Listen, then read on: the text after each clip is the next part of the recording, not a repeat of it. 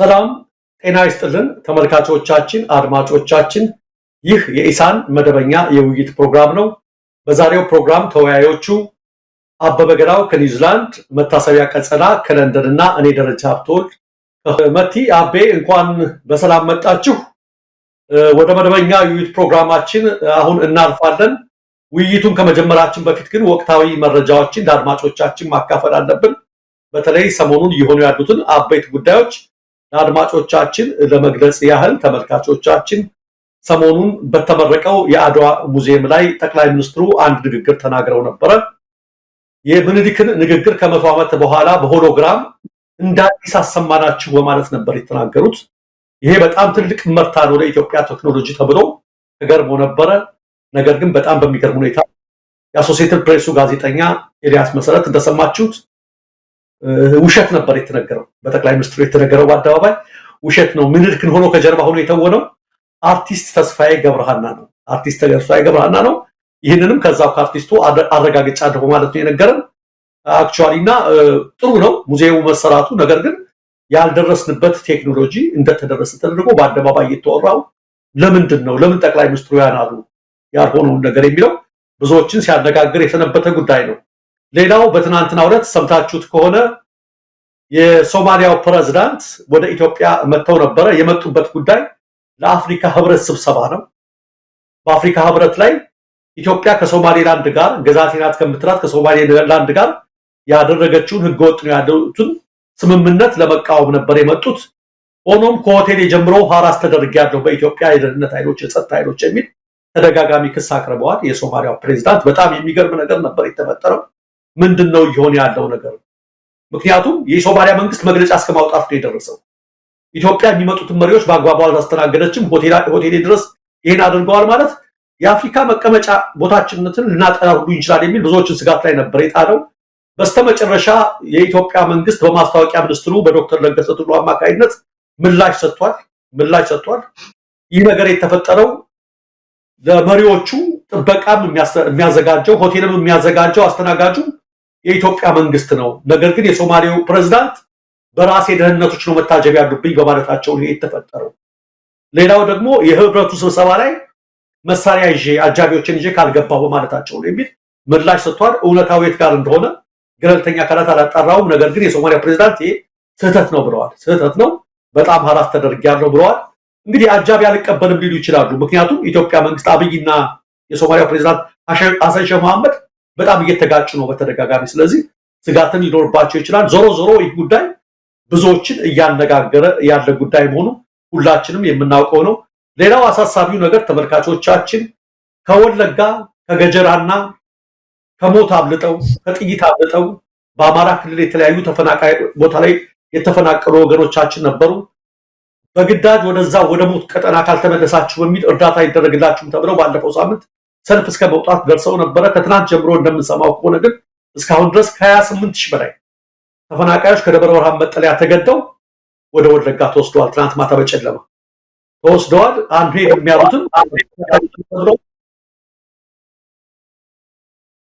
አንሄድም ያሉትም ከፍተኛ ችግር ተፈጥሮባቸዋልና በግዳጅ ከሞት አምልጠው እንዴት እንደመጡ ታውቃላችሁ። ወንድሞቻቸው፣ እህቶቻቸው፣ ቤተሰቦቻቸው ሞቶባቸዋል።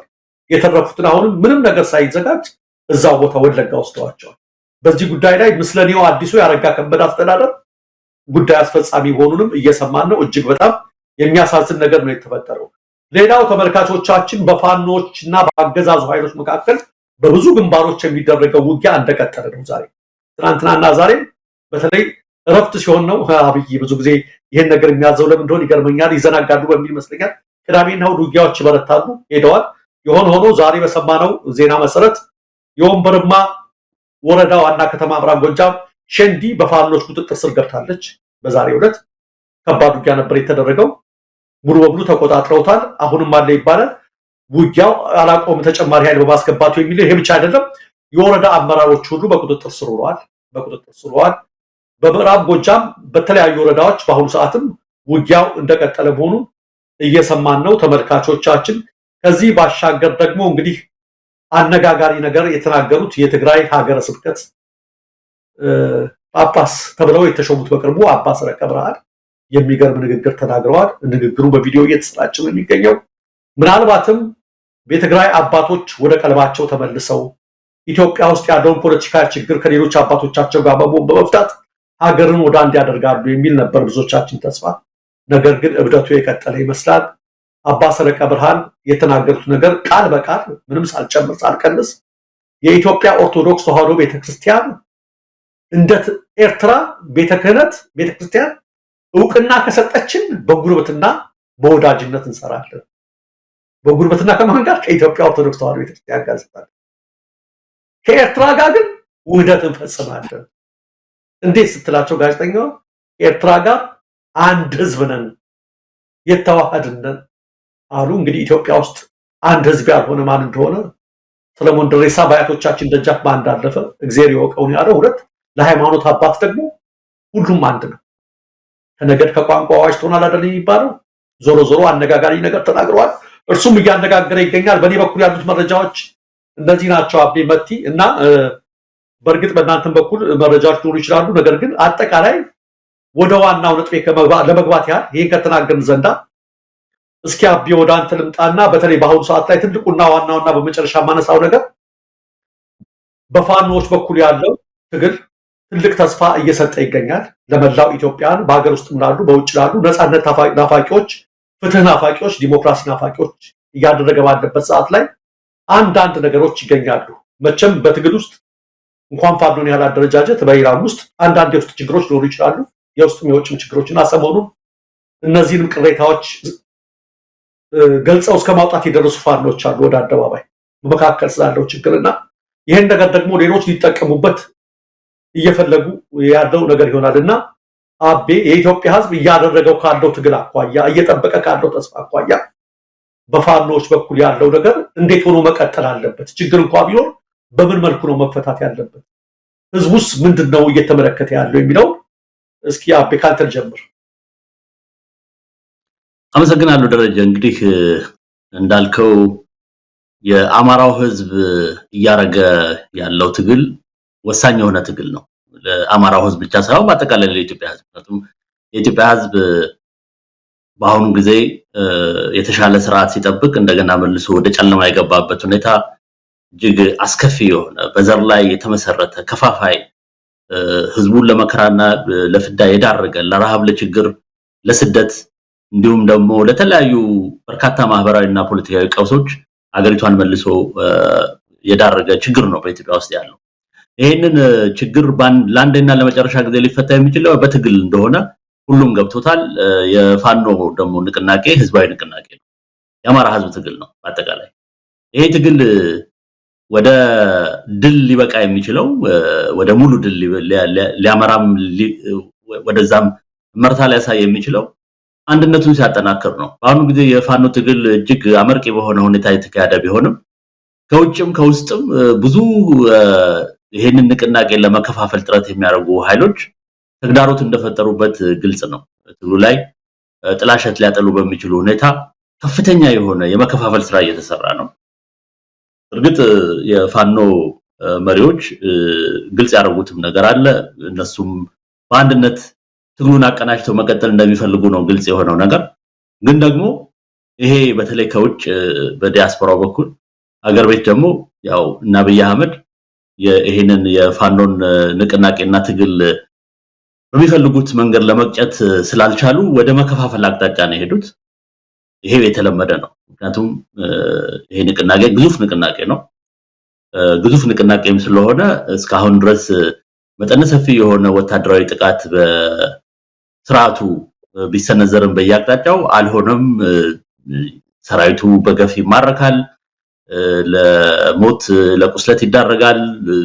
ብዙዎች እጃቸውን ነው የሚሰጡት እንጂ ኢቭን ከፋኖም ጋር ለመዋጋት በጎ ፈቃድ እንደሌላቸው ግልጽ የሆነ የመጣ ጉዳይ ነው። ምክንያቱም ይሄ ፍትሃዊ የሆነ ጦርነትም አይደለም በአማራው ህዝብ ላይ የተከፈተው። ይሄ ከፋኖ ጋር የሚደረግ ጦርነት አይደለም በተናጠል በአጠቃላይ በአማራ ህዝብ ላይ የተከፈተ ጦርነት ነው። ስለዚህ ይሄ ሁሉም በአመራር ደረጃ ላይ ያሉት ሰዎችም በፋኖች በኩል ይሄ ስለገባቸው አንድነታቸውን የሚንዱ ነገሮች እንዳይከሰቱ ከፍተኛ ጥረት እያደረጉ ያሉበት ሁኔታ ነው። ግን ደግሞ ያው ሚዲያ ያለው ፓወር ቀላል አይደለም። በሚዲያ ላይ ያሉ ሰዎች በተለይ ይሄንን ለመከፋፈል የተለያዩ ስራዎች እየሰሩ ነው፣ ህዝቡንም ጭምር ማለት ነው። በዲያስፖራ ያለው ያው የታወቀ ነው። የዲያስፖራ አንዱ ትልቁ ድክመት የከፋፋይ አቅጣጫ የያዙ ሰዎች ጎልተው ይወጡበታል እና ይሄ ሁኔታ የራሱ የሆነ ትልቅ ተግዳሮትም ስላለው ከዚህ ከከፋፋይ ኃይሎች ራሱን መጠበቅ ይገባዋል። በተለይ የፋኖ ንቅናቄ ህዝባዊ ንቅናቄ ነው። ጥሩ መርታሳይ ብዙ የአማራ ክልል አብዛኛውን የሚቆጣጠረው በአሁኑ ጊዜ ፋኖ ነው። ይሄ ትልቅ ነገር ነው። ምክንያቱም ግዙፍ ሰራዊት አሰማርተህ በዚህ ደረጃ ክልሉም ከመቆጣጠር አልፎ ወደፊት እየገፋ መምጣቱ የሚያሳየው ነገር ትግሉ ሲጀመርም በአንድነት ሁሉንም አቀናጅቶ በተሻለ ሁኔታ የሥርዓት ለውጥ ማምጣት የሚደረግ ትግል ስለሆነ የአስመዘገበው ውጤት ቀላል የሚባል አይደለምና በዛው ነው መቀጠል ያለበት እንጂ ይሄ ከውጭም የሆነ ከውስጥ ለሚደረገው የከፋፋዮች ሴራ ቀዳዳ ከተከፈተ ያ ቀዳዳ እየሰፋ ትግሉንም ወደ ኋላ ሊመልስ የሚችልበት ሁኔታ አለና የኢትዮጵያም ህዝብ ትግል ደግሞ በተለያየ ጊዜ ወደፊት ገፍቶ እንደገና ወደ ኋላ እንዲመለስ የሚያስገድዱ ሁኔታዎች የሚፈጠሩት ከስርዓቱ በኩል ከሚፈጠረው ጫና ወይንም ከስርዓቱ ጥንካሬ ሳይሆን በተለያየ ደረጃ የመሪዎችም ሆኑ በግለሰብ ችግርም ይሁን ከአመራር ወይንም ከግል ጥቅም አንፃር የመከፋፈል አቅጣጫ ብዙ ጊዜ ይታያልና ከዛ ራስን ጠብቆ ወደፊት የመግፋቱ ነገር እጅግ ወሳኝ ይመስለኛል። እንደው ባጭሩ በኔ በኩል አመሰግናለሁ። አቤ መቲ ወደ አንቺ ስመጣ የፋኖች እዚህ ደረጃ ላይ መድረስ ከሁሉም ነገር ሊያሸንፋቸው ያልቻለው ካስታወስን አበባው ታደሰም ብርሃኑ ጁላም ይሄ ጦርነት በሚጀመርበት ጊዜ በሁለት ሳምንት ሱሪያቸውን እናስፈታቸዋለን ነበር ያለው። ነገር ግን እንኳን ሊያስፈቷቸው እዚህ ደረጃ ላይ የደረሰው ያላቸውን ኃይል ስላልተጠቀሙ አይደለም። ከመድፍ እስከ ድሮን ድረስ ያላቸውን ኃይል ከተራ ወታደር እስከ ኮማንዶ ድረስ ተጠቅመዋል፣ እስከ አየር ኃይል። ነገር ግን ሊያንበረክኩት ያልቻሉት ለምንድነው? እንደሚመስለኝ እኔ ህዝብ ስለያዘ ነው፣ የህዝብ ስለሆነ ነው። ትግሉ የሁሉም ህዝብና ሁሉም እና የአንድነት በመሆኑ ይመስለኛል። እና ፋኖች እዚህ ደረጃ ላይ ከደረሱ አብዛኛውን መንገድ ጨርሰናል ብለውታል።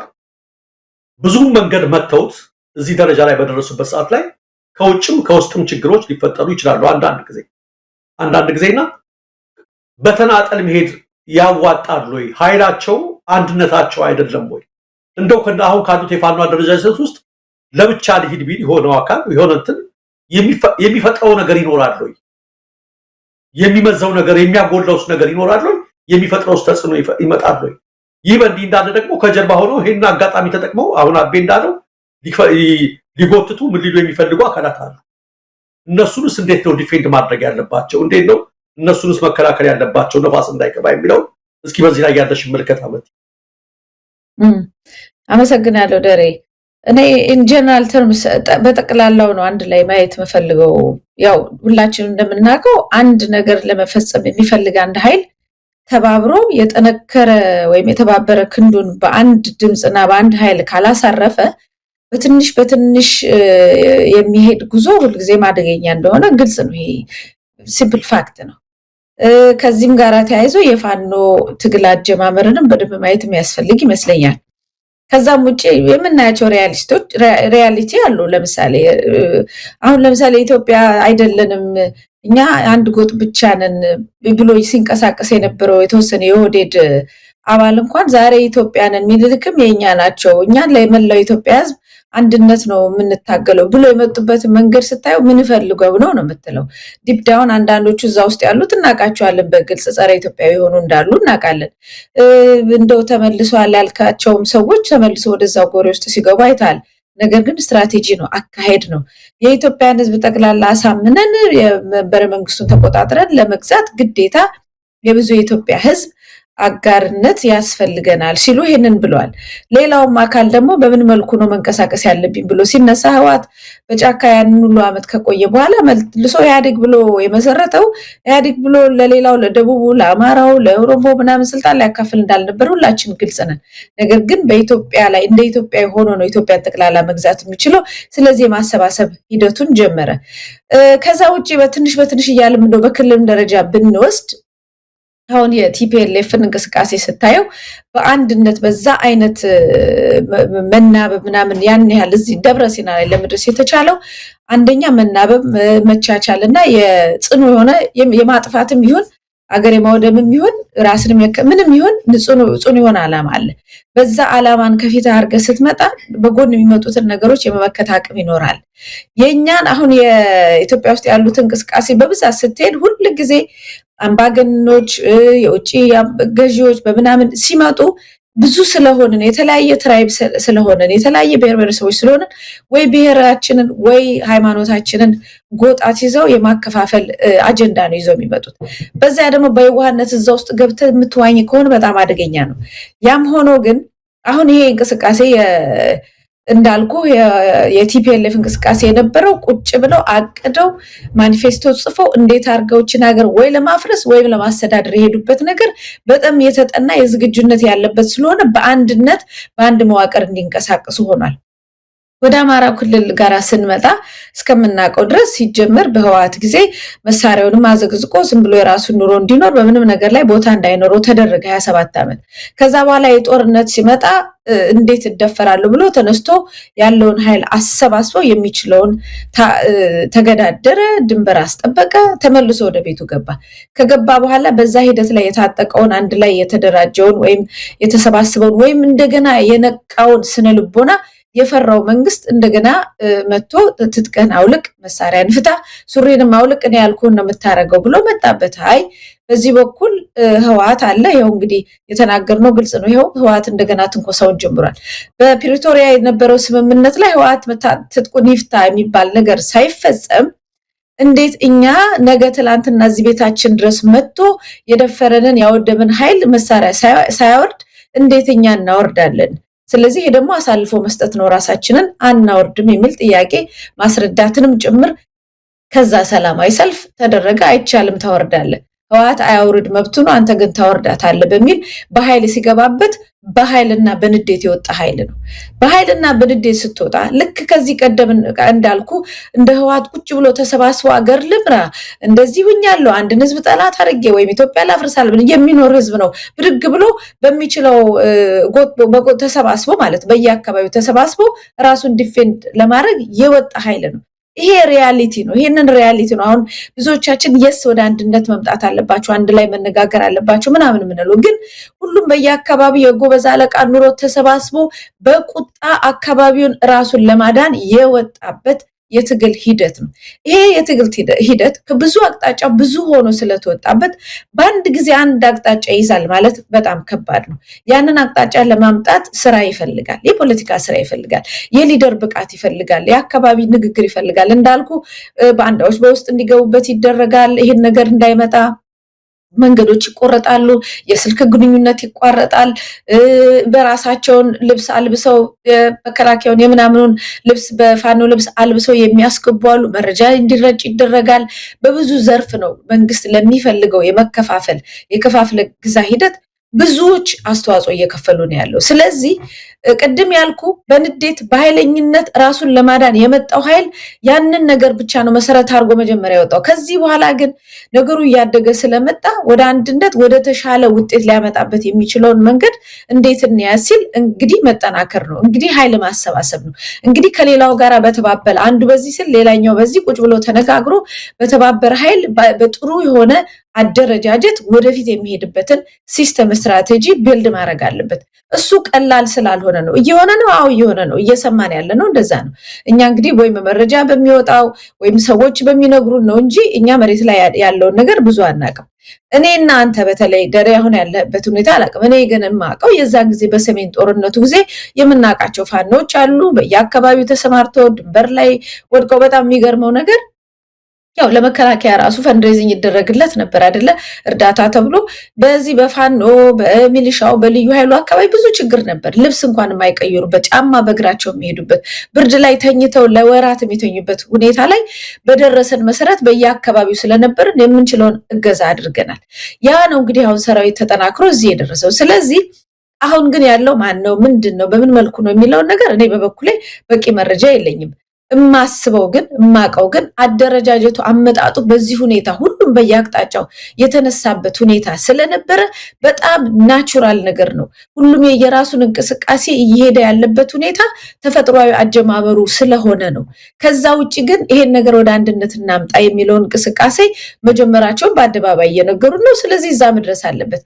ጥንቃቄ የሚያስፈልገው ግን ማንም ሰው ሲነሳ የተነሳበት ዓላማ ግልጽ እንደሆነ ስለሚታወቅ መዳረሻውንም ግልጽ ማድረግ ያስፈልጋል። አሁን የአካባቢ ጥበቃ ብቻ ሳይሆን አካባቢውን ማስተዳደርም ላይ ሂደት ላይ እንደያዙ እናውቃለን። ከዛም አልፎ ደግሞ በኢትዮጵያ ጉዳይ ላይ አማራው ምንም አይነት ቦታ እንዳይኖረው ተደርጓል። በቤተ መንግስት ቦታ የለውም፣ በስልጣኑ ላይ ቦታ የለውም፣ እንዲጠፋ የተደረገ በዚህ ላይ ደግሞ ትልቅ የጄኖሳይድ ጦርነት የታወጀበት አካል ስለሆነ እኛም ህግ አውጪዎች ህግ አቃቂዎች ጋራ ቦታውን ስልጣኑ ይዘን የአማራን ህዝብ መብት እናስከብራለን፣ የኢትዮጵያን አንድነት እናስጠብቃለን ብሎ የመጣ ኃይል መሆኑ በአደባባይ ሲነግረን ለዛ ደግሞ ጉልበት ያስፈልጋል፣ ለዛ መተባበር ያስፈልጋል፣ ለዛ አንድነት ያስፈልጋል እና ይሄንን አንድነት የማሰባሰቡ ነገር ላይ አንደኛ ይሄ ውስጥ ለውስጥ እየገባ ይሄ ከሌ የሚለው ኃይል ራሱ የራሱን አስተዋጽኦ እንዳያደርግ መጠንቀቅ መቻል አለበት። በስም ማጥፋት እንደዚህ በማድረግ የአንዱን ስም ማጥፋት የአንዱን ስም ማጉደል ሳይሆን እነዚህ ሰዎች ወደ አንድነት ቢመጡ ለኢትዮጵያ የሚመጣላት ለአካባቢ የሚመጣላት ሰላም ለኢትዮጵያ የሚያመጣላት አንድነትና እረፍት እስከምን ድረስ ነው ብሎ ያንን ትልቁን ፒክቸር ከታየ እኔነት ይቀራል። እኔ የሚል ጥያቄ ባለበት ቦታ ሁሉ እኛ የሚለው ነገር እየተዳከመ እንደሚመጣ በጣም ግልጽ ነው። ስለዚህ ጥበብ ይፈልጋል። ይሄ በጣም ትልቅ ዊዝደም የሚፈልግ ነገር ነው። እኛ እንደሰማሁት ከሆነ በመረጃ ደረጃ እንደሰማሁት ከሆነ ብዙ እንደዚህ አይነት ነገሮች፣ ንግግሮች፣ ጥረቶች እንዳሉ ሰምተናል። እነሱ ደግሞ ሰክሰስፉል ስለሆኑ ነው እዚህም የተደረሰው እንጂ በሚፈለገው ሁኔታ የማይተባበር ኃይል ቢሆን ኖሮ እስካሁን ድረስ እነሱ እንዳሉት በ2 ሳምንት የሚጠፋ ነበር። አልጠፋም። እየሰፋ እየበዛ እርምጃውን እየጨመረ ነው የመጣው። ስለዚህ ያንን የተባበረ ክንድ እያሳረፈ እንዳለ ግልጽ ነው። ለዚህ ነው መንግስት አቅም ሲያጣ እየሄደ ቤት ለቤት እየሄደ እናቶችን አባቶችን ማረፊያ ነህ አባል ነህ ወይም ምንድነህ እንጀራ ሰጥታል ዳቦ ሰጥታል እያሉ የሚበቀሉት ስለተሸነፉ ነው። ስለዚህ ከዚህ የተሻለ ነገር ሊመጣ እንዴት ነው የሚችለው? ከዚህኛው አጀንዳ በደንብ አጀንዳውን እያሰፋ አምጥቶ በአንድነት ሌሎቹ እንዳደረጉት ሌሎቹ ራሳቸውን ለማስከበር እንዳደረጉት እሱም የሚፈልገውን ኃይልና አቅም ሰብስቦ የሚፈልግበት ደረጃ ላይ ይደርሳል ብዬ ተስፋ አደርጋለሁ። ይሄ ግን እንዳለ እንደ ኢትዮጵያም ደግሞ እንዲታይልኝ ይፈልጋለሁ። ኢትዮጵያ ውስጥ እንደዚህ አይነት አገዛዝ ነፍሰ በላ ግፈኛ ደም አፍሳሽ በአደባባይ ሰውን ሁሉ የሚረሽን በድሮን የሚደበድብ ኃይል ሲመጣ በአንድነት ካልተቃወም ነው አንድ ክልል ብቻ ተቃውሞትም የትም አይደርስም። ምክንያቱም ያ ክልል ተቃውሞ ራሱን ሊያድር ሊችል ይችላል። ሌላው ኢትዮጵያ ራሱን ማዳን አይችልም። አንድ ላይ ተባብሮ ይሄን ነገር ማቆም አይሻልም? ኢትዮጵያ እንደ ሀገር በአንድነትና በሰላም በመቻቻል የምትኖርበትን ሀገር መገንባት አይሻልም ለሚለው ጥያቄ ሁሉም የራሱን ጓዳ መፈተሽ፣ ሁሉም ክልል የራሱን እንቅስቃሴ፣ ሁሉም ክልል የራሱን የመተባበር እጆቹን መዘርጋት አለበት ብዬ ነው የማስበው። ምናልባት እዚህ ላይ እኔ ረጅም ነገር እንዳልነጋገር በመቻቻላችን በምን ያህል ደረጃ ይሁን እንደ ሀገርስ የሚጠቅመን ምንድነው የሚለውን በኋላ እናያለን። ግን እንዳልኩ ቲፒኤልኤፍ በዚህ ጋር ይተነኩሳል። በዚህ በኩል ቤተክርስቲያን ውስጥ ገብቶ የኢትዮጵያ ኦርቶዶክስ ተዋሕዶ ቤተክርስቲያን ሌላ አጋር ሆና እንደሌላ አጋር የኤርትራ ኦርቶዶክስ ቤተክርስቲያን ውህደት ይሄ እናውቃቸዋለን። ሰውየው ሁሉም ያሉ የቲፒኤልኤፍ ደጋፊ ናቸው። ከሃይማኖት እነዚህን ሰዎች በሃይማኖት አባትነት ከማየት በቲፒኤልኤፍ ደጋፊነት ወይም ወያኔነት ማየት ይቀላል። ምንድነው የተፈለገው የሚባለውን ነገር ከሚወጡ ነገሮች ምንድነው የሚያሳዩን የሚለው ነገር መታየት አለበት። በዚህ በኩል ከአማራ ጋር አብረን መቆም አለብን፣ አካባቢው እንደዚህ ነው ምናምን አብረን ብዙ ነገር ሼር እናደርጋለን የሚል እንቅስቃሴ በዛ በኩል ይሄዳሉ። በዚህ በኩል እንደሰማነው ከሆነ ደግሞ ወታደራቸውን እያስገቡ አንዳንዱ ክልሎች ማለት በህገወጥ የሄዱትን ድንበሮች በጉልበት ግባ ተብሎም ሊሆን ይችላል። በብልጽግና በጉልበት ሂድበትም ተብሎ ሊሆን ይችላል። በዛ በኩል ይሆናል። በዚህ በኩል እነ ጌታቸው ረዳ ደግሞ ከመንግስት ኃይላት ጋራ ያው ሎጅ ህዝቡ እየተራበና አፈር እየበላ ሎጅ እያስመረቁ አንድ ላይ ነን የሚሉበትም ዜና እያየን ነው። በዚህ በኩል ደግሞ ከኤርትራ ጋር አብረን የምንቆመው እኛንን ሌሎቹን አስወጥተን የሚባል ነገር አለ። ስትራቴጂውን በደንብ በግልጽ ማየት ያስፈልጋል። ከስሜታዊነት በዘለለ መታየት አለበት ብዬ ነው ማምነው። ደሬ አመሰግናለሁ። መታሰቢያ ጥሩ ነጥቦች ናቸው የተነሱት። እኔም ከመጨረሻ ካልሽው ብንነሳ እንደምታውቁት የአሁኑ ሰዓት በአማራ ክልል እየተደረገ ያለው ትግል ከበቂ በላይ ሄዷል፣ ከፈጥኗል። ነገር ግን በሌሎች አካባቢዎች አሉ ይህን ትግል መቀላቀል አለባቸው የሚባል ጥሪ እየቀረበ ባለበት ሰዓት ላይ በፋኖቻችን መካከል ሌላ ነገር እንትን ካለ ይጎትተናል የሚል ስጋት አለ። እንኳን እኛ ከፋኖች አልፎ ሌሎች ክልሎች ወደ አንድ መምጣት አለባቸው እየተባለ ነው አሁን ጥሪ እየተደረገው። በዚህ ሁኔታ ላይ እያለ እኔ አንዳንዴ ለድርጅት እርግጥ አዲስ ልሆን እንችላለን፣ ላወቃቀም ለምናምን ለድርጅት ዲሲፕሊን ለምናምን ችግር ሊፈጠር ይችላል። እዚህ ቦታ ስንመጣ ግን ሁላችንም ትናንት አንድ ሲናገር ነበር፣ ኢጓችንን ገደል ነው የሚሆነው። ያስቀደምነው የህዝብን ህልውና የሀገርን ህልውና ነው ብለን በነፍሳችን ተወራርደን የመጣንበት ትግል እስከሆነ ድረስ የድርጅት ዲሲፕሊን የሚባል ነገር አለ። አሁን ለምሳሌ የኛ ፍላጎት ላይ አይሆንም እንኳን ብንባል በአንድ ድርጅት ታቅፈን ስንሄድ መለስ ዜናዊ ላይ የሚወራ አንድ ነገር ነበረ። በኋላ ስዬ ነው ገብሩ መጽሐፋቸው ላይ ውሸት ነው ይበሉት እንጂ ምንድነው ብቻ ሲወራ የነበረው በኤርትራ ጦርነት ጊዜ ያለ ይደረግ ሲል የቲፒኤልኤፍ ማዕከላዊ ኮሚቴ አባላት 11 ነበሩ እና ጦርነቱ መደረግ አለበት የሚሉት 6 ሲሆኑ መለስ ሊቀመንበር ነበር የሚመራው። መለስ አይጀመር ብሎ ነበረ። ነገር ግን 6-5 ተሸነፈ። ባይፈልገውም ጦርነቱን አወጀ የሚል ነው። ምንድነው ቢያንስ አንዳንዴ እኮ ከጠላትም ትማራለህ ማለት ነው። አይሆንም ብሎ ነበር። በኋላ ሲዬ ነው ገብሩ ውሸት ነው ብለዋል። ግን ዞሮ ዞሮ ምንድነው የብዙሃኑን ድምፅ ሳይፈልግ አስከበረ ነው። የድርጅት ዲሲፕሊን እንደዛ ነው። በድርጅት ውስጥ ታቀፍ ሁሉም ነገር የኔ ብቻ ማለታችን የለበም ነው። ለፋኖቻችን ምክራችን ብዙሃን ይመው ይላሉ አባቶቻችን። ብዙሃን ያሉት ይጸናል ማለት ነው። የብዙሃኑን ነገር መቀበር አለበት ነው በድርጅት ዲሲፕሊንና ይሄ የኔ ካልሆነ የሚለው ነገር በፋኖች ውስጥ መጥፋት አለበት። ይህ በእንዲህ እንዳለ አቢ ወደ አንተ የምመጣው መከፋፈል እየፈጠሩ ያሉት ከውጭ ያሉት በሱ ብቻ አይደለም። ይሄ የአማራ ክልል ጦርነት ምክንያቱ የቆየ ቢሆን ብሶቱም የህዝቡ በደሉ የሆነ ቢሆንም አንድ ኮዝ ነበረችው።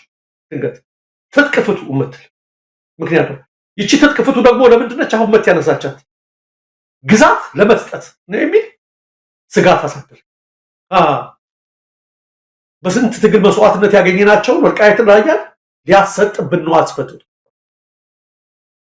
ለጊዜው ቢሆን አሁን የወልቃይትም ሆነ የራያም ሆነ ጥያቄ የተመለሰው በምንድን ነው? በአማራ ህዝብ ትግል በጋራ ትግል ነው። ይሄ እውነት ባለበት ሁኔታ አቤ በአሁኑ ሰዓት ላይ አንዳንድ ወሬ ይወራል። አብይ አህመድ ወልቃይትን እንዴት ጆከሩ እንዳደረጓት እናውቃለን። ሲፈልግ የወልቃይት ህዝብ ከፍ ሲል ኢትዮጵያዊ ዝቅ ሲል የቤጌምድር ሰው ነው ይላል። ሌላው እንደገና ወልቃይት ትግርኛ ማረግም ተናጋሪ ነው ያለው ይህን ፋክት አልለውጠውም ይላል ከፕሪቶሪያው በኋላ። አሁን ደግሞ እየተወራ ያለው ሰሞኑን ወልቃይትን ክልል አረጋቸዋለሁ የሚል የማይጨበጥ ተስፋ ከነሱ ሰፈር ይወጣ። ይሄን ነገር ለማስተላለፍ የሚፈልገው ሰሞኑን በማህበራዊ ሚዲያው ላይ ኮሎኔል ደመቀ ዘውዱ የተመለከተ ነገር ስላለ እሱን መናገር ስላለበት የብልጽግና ደጋፊዎች ኮሎኔል ደመቀ ዘውዱን አሁንም ከሌላው ከፋኖ ትግል ለመነጠል የተለያየ ነገር እያወሩ ነው የሚገኘው።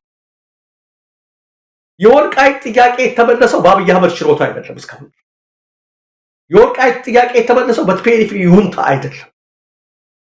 ራሳቸው ለኮሎኔል ደመቀ ዘውዱ ሌላው ፋኖ በተነሳው ትግል ነው። ያን በጦርነት በተነሳው ትግል አሁንም ይሄ ነገር ሊጸና የሚችለው ስትጠነክር ብቻ ነው። ኮሎኔል ደመቀ ዘውዱ እኮ በእነ አሜሪካ ክስ ሲቀርብበት በእነ ማይክ ሀመር ሲቀርብበት እዛ አካባቢ ተፈጸመንትን የኢትዮጵያ መንግስት ምላሽ አልሰጠለትም። ስለዚህ ሌላ ፈንጃ አጥምዶ እየቀለደ ነው የሚገኘውና ይሄንን ክፍተት በመጠቀም በአሁኑ ሰዓት ላይ ይሄን ክፍተት በመጠቀም ኮሎኔል ደመቀ ዘውዱ እንዲህ አሉ፣ ይሄን አሉ የሚል በብልጽግና ሰፈር በስፋት እየተሰማ ነው ያለ። ስለዚህ አቤ የምልህ ነገር ምንድነው እዚህ ላይ ጥያቄ በእነ ኮሎኔል ደመቀ በኩልም ይሄን ሰፋ ያለ አስተሳሰብ ይዞ በጥንቃቄ መጓዝ አያስፈልግም ወይ? በሌላው ደግሞ በማህበራዊ ሚዲያው ላይ ያለ ነው ሁላችንም በጋዜጦች ዩቲዩብ ያለን ሰዎችም አንዳንድ ነገር ስንሰማ ኮሎኔል ደመቀ ይሄን አሉ ብሎ ነገሩን ከማራገብ የነሱ ቤንዚን ላይ የነሱ ሰዓት ላይ ቤንዚን ከማርከፍከፍ እኛም እንደ ጋዜጠኛ እንደምንም ለህዝብ እናስባለን ለምን እናስባለን የሚለው በጥንቃቄ ነገሩ በርጋታ በትዕግስት ማየት የለብንም።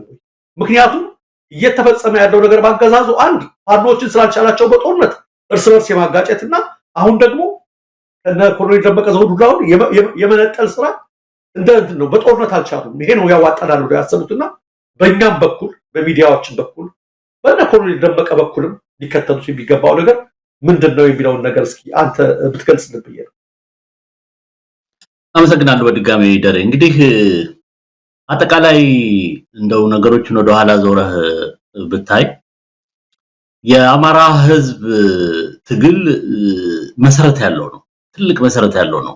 በወልቃይት ወይንም በራያ ጉዳይ ላይ ብቻ የሚያጠነጥን እንዳልሆነ ሁላችንም እናውቃለን። ግን ደግሞ እነዚህ አካባቢዎች የአማራው ትግል ወሳኝ የሆኑ ክፍሎች ናቸው። ምክንያቱም ይሄ በኃይል በወረራ የተወሰዱ አካባቢዎች ስለሆኑ ያ ደግሞ የተመለሰው አንተም ቅድም እንዳልከው በአማራው ህዝብ ብርታትና ጥንካሬ ባረገው ትግል ነው። በተለይ ደግሞ ከባድ የሆነ መከራና ችግርን አልፎ በትግራይ በህዋት የተከፈተው ጦርነት እነዚህንም አካባቢዎችን መልሶ የማጠቃለል መልሶ የመዋጥም ሁኔታ ስለነበር ያንን ሁሉ መመከት የተቻለው የአማራው ህዝብ ጠንክሮ በመውጣቱ ነው። ራሱ የቲፒኤልኤፍን ሴራ ራሱ በዛ ደረጃ እንዲከሽፍ የተደረገው ህዝቡ ጠንክሮ እንደወጣ ነው። በዛ የትግል ሂደት ውስጥ በዚህ አማራ ባረገው ትግል ሂደት ውስጥ ወሳኝ የሆነ ሚና ከተጫወቱት ግለሰቦች መካከል አንዱ ኮሎኔል ደመቀ ናቸው። ኮሎኔል ደመቀ ዘውዱ ትልቅ ሚና አላቸው በዚህ ትግል ውስጥ። እንደምናስታውሰው ሁላችንም አንዱ ትግሉ ለመቀጣጠል ምክንያት ከሆኑ ነገሮች በተለይ ህወሓትን ለመቀየር በተደረገው ትግል ውስጥ ኮሎኔል ደመቀ ዘውዱን በኃይል ለመያዝ የተደረገው ጥረት ነበርና እሳቸውም በጀግንነት ያንን መክተው ህዝቡንም በማስተባበር ለህዝቡ መነቃቃት መፍጠር ትልቅ ሚና የተጫወቱ ጀግና ስለሆኑ ይሄንንም ከግምት ውስጥ ማስገባት ተገቢ ነው። ኦፍ ኮርስ በተለያየ ጊዜ ሰዎች የተለያየ ነገር ሊናገሩ ይችላሉ። አንዳንድ ጊዜ ግን ያው ሆን ተብሎ የመከፋፈልም ነገር ስላለ ከኮንቴክስት ውጭ ያንን አጋኖ በማውጣት የበለጠ ትግሉን ለማዳከምና ለመከፋፈል የሚደረግ ጥረት ስለሚኖር እዛም ላይ ጥንቃቄ ማድረግ ያስፈልጋል። ግን በአጠቃላይ ይሄ የስርዓቱ ስትራቴጂ ስለሆነ ከፋፍሎ መምታት ማለት ነው። ዲቫይድ ኤንድ ኮንከር ዲቫይድ ኤንድ ሩል እንግዲህ የኮሎኒያሊስቶች ስትራቴጂ ነው። በአፍሪካ ማንበርከክ የቻሉት ኤዥያን እንደ ህንድን የመሰሉት ትላልቅ አገሮችን ሁሉ ማንበርከክ የቻሉ ኮሎኒያሊስቶች የከፋፈሉ ትልቅ የሆኑን ህዝቦች በጎጥ በዘር በጎሳ እየከፋፈሉ መምታት የቻሉበት ሁኔታ ስለተፈጠረ ነው። ትንሿ እንግሊዝ ዓለምን ሁሉ ማንበርከክ የቻለችው በዚህ ስትራቴጂ ነው። እንግሊዞችም ይሁኑ ፈረንሳዮችም ወይንም ሌሎች አውሮፓውያን የተጠቀሙበት ስትራቴጂ አሁንም በአፍሪካ ውስጥ በተለይ ደግሞ ኢትዮጵያ በመሰለ የበርካታ ብሔር ብሔረሰቦች ሀገር ውስጥ አንዱን ካንዱ ጋር በማባላት ይሄ በዘር ብቻ ሳይሆን ከዛም አልፎ በመንደር ደረጃ ህዝቡን እየከፋፈሉ ለመግዛት የሚደረገው ጥረት አካል እንደሆነ ግልጽ ሊሆን የሚገባ ነገር ነው። ስለዚህ ያንን በብልሃት ማለፍ ያስፈልጋል። ኢቭን ሰዎች እንኳን የሆነ ነገር ቢሉ በተለያየ ግዛት እንግዲህ ሰዎች የተለያየ ነገር ሊናገሩ ይችላሉ። የኮንቴክስቱ ከየሪያሊቲው ተነስተው ግን ደግሞ ያለ መከፋፈል በቂ ምክንያት ሊሆን አይገባውም። መጠንከር ያስፈልጋል። ቀዳዳ ለመክፈት ነው። ምክንያቱም ይሄ ስርዓት የተነቃነቀ ጥርስ ነው። የተነቃነቀ ጥርስ ሳይወልቅ አያድርም ይባላል። ያለቀለት ነው። በኔ ግምጋሜ ብቻ ሳይሆን በብዙዎቻችን ግምጋሜም ይሄ በአማራ ክልል ውስጥ የሚደረገው ትግል ስርዓቱን መጠነ ሰፊ በሆነ ሁኔታ አናግቶታል። በአንድ እግሩ የቆመ ስርዓት ነው። መቃብር አፋፍ ላይ በአንድ እግሩ የቆመ ስርዓት ነው። ስለዚህ ይሄን የተጀመረ ህዝባዊ ትግል ከዳር ለማድረስ ያንን አንድነት መጠበቅ ያስፈልጋል። ኮሎኔል ደመቀ እንዲህ አለ ከሌ እንዲህ አለ ምናምን በሚለው መከፋፈሉ የሚጠቅመው ለስርዓቱ ነው እንጂ ለአማራ ህዝብ ወይንም ለሚደረገው ትግል አይደለም። ስለዚህ ሁልጊዜም ልዩነትን እያጠበቡ መምጣት ነው የሚጠቅመው። እነሱ ደግሞ ሁልጊዜም ልዩነትን ማራገብና የመከፋፈል ስትራቴጂ መጠቀም አንዱ ስልታቸው ስለሆነ ያንንም ከግምት አስገብቶ ትግሉ ወደ ኋላ እንዳይመለስ ከፍተኛ ጥረት ማድረግ ያስፈልጋል። የአማራ ህዝብ የሚያደርገው የህልውና ትግል መቼም ሁሉም የሚያውቀው ነው። ሁሉም ኢትዮጵያዊ የሚያውቀው ነው። ለምን አማራ በኢትዮጵያ ምድር ላይ የመኖር መብት የተነፈገ ህዝብ ነው። ዘመነ ህወሓት ሲጀመር የተዋቀረው በጸረ አማራ ትርክት ላይ ነው። ህገ መንግስቱ ብትል የፌደራል ስርዓቱ ብትል አጠቃላይ ህዝቡን ሲመሩበት የነበረው ሁሉ አማራ ዋነኛ የኢትዮጵያ ህዝብ ጠላት ብሔር ብሔረሰቦች የሚሏቸው እንግዲህ እነሱ ለራሳቸው አላባ ያደራጇቸው ነፃ አውጪዎች በህዝብ ስም የሚመሩት በርካታ ነፃ አውጪ ሁሉ በአማራ ህዝብ ላይ እንዲሰለፍ የአማራ ህዝብ ታርጌት እንዲያደርግ እንዲያፈናቅለው እንዲገለው በሀገሩ ላይ መጤ ያለ እንዲያሳድደው ምክንያት የሆነ ነው። ይሄም ደግሞ የፈጠረው ችግር ሚሊዮኖች እንዲፈናቀሉ ከቀያቸው በኢትዮጵያ ውስጥ መድረሻ ቦታ እንዳይኖራቸው በኢትዮጵያ ውስጥ ቦታ እንዳይኖራቸው አማራ የሚባል ሁሉ በየሄደበት ሁሉ እንዲሳደድ የተደረገበት ሁኔታ መፈጠሩ ነው። እንግዲህ ዋናው ሩት ኮዝ ሊባል የሚችለው ዋናው የትግሉ መነሻ ሊባል የሚችለው የመረረው ህዝብ ነው። መሮትም በተለያየ ሁኔታ ደግሞ ከስርዓቱም ከህዋትም የደረሰበት ጥቃት መጠነ ሰፊ ነው። ህዋት የመጀመሪያውን ጥቃት ሰነዘረ። የአማራ ክልል ምን ያህል እንደጠፋ ሁላችንም የምናውቀው ነው። ሴቶች፣ ህፃናት፣ አዛውንት ሳይቀሩ እየተደፈሩ ማለት ነው። ቤታቸው የተቃጠለ ብዙ ግፍና መከራ ደርሶባቸው ሚሊዮኖች እንዲፈናቀሉ ሁሉ የተደረገው በዚህ ጦርነት ምክንያት ነው። አሁን ደግሞ ከዛ ሳያገግሙ የተከፈተው ጦርነት ትጥቅ ፍታ በሚል ስም ማለት ነው።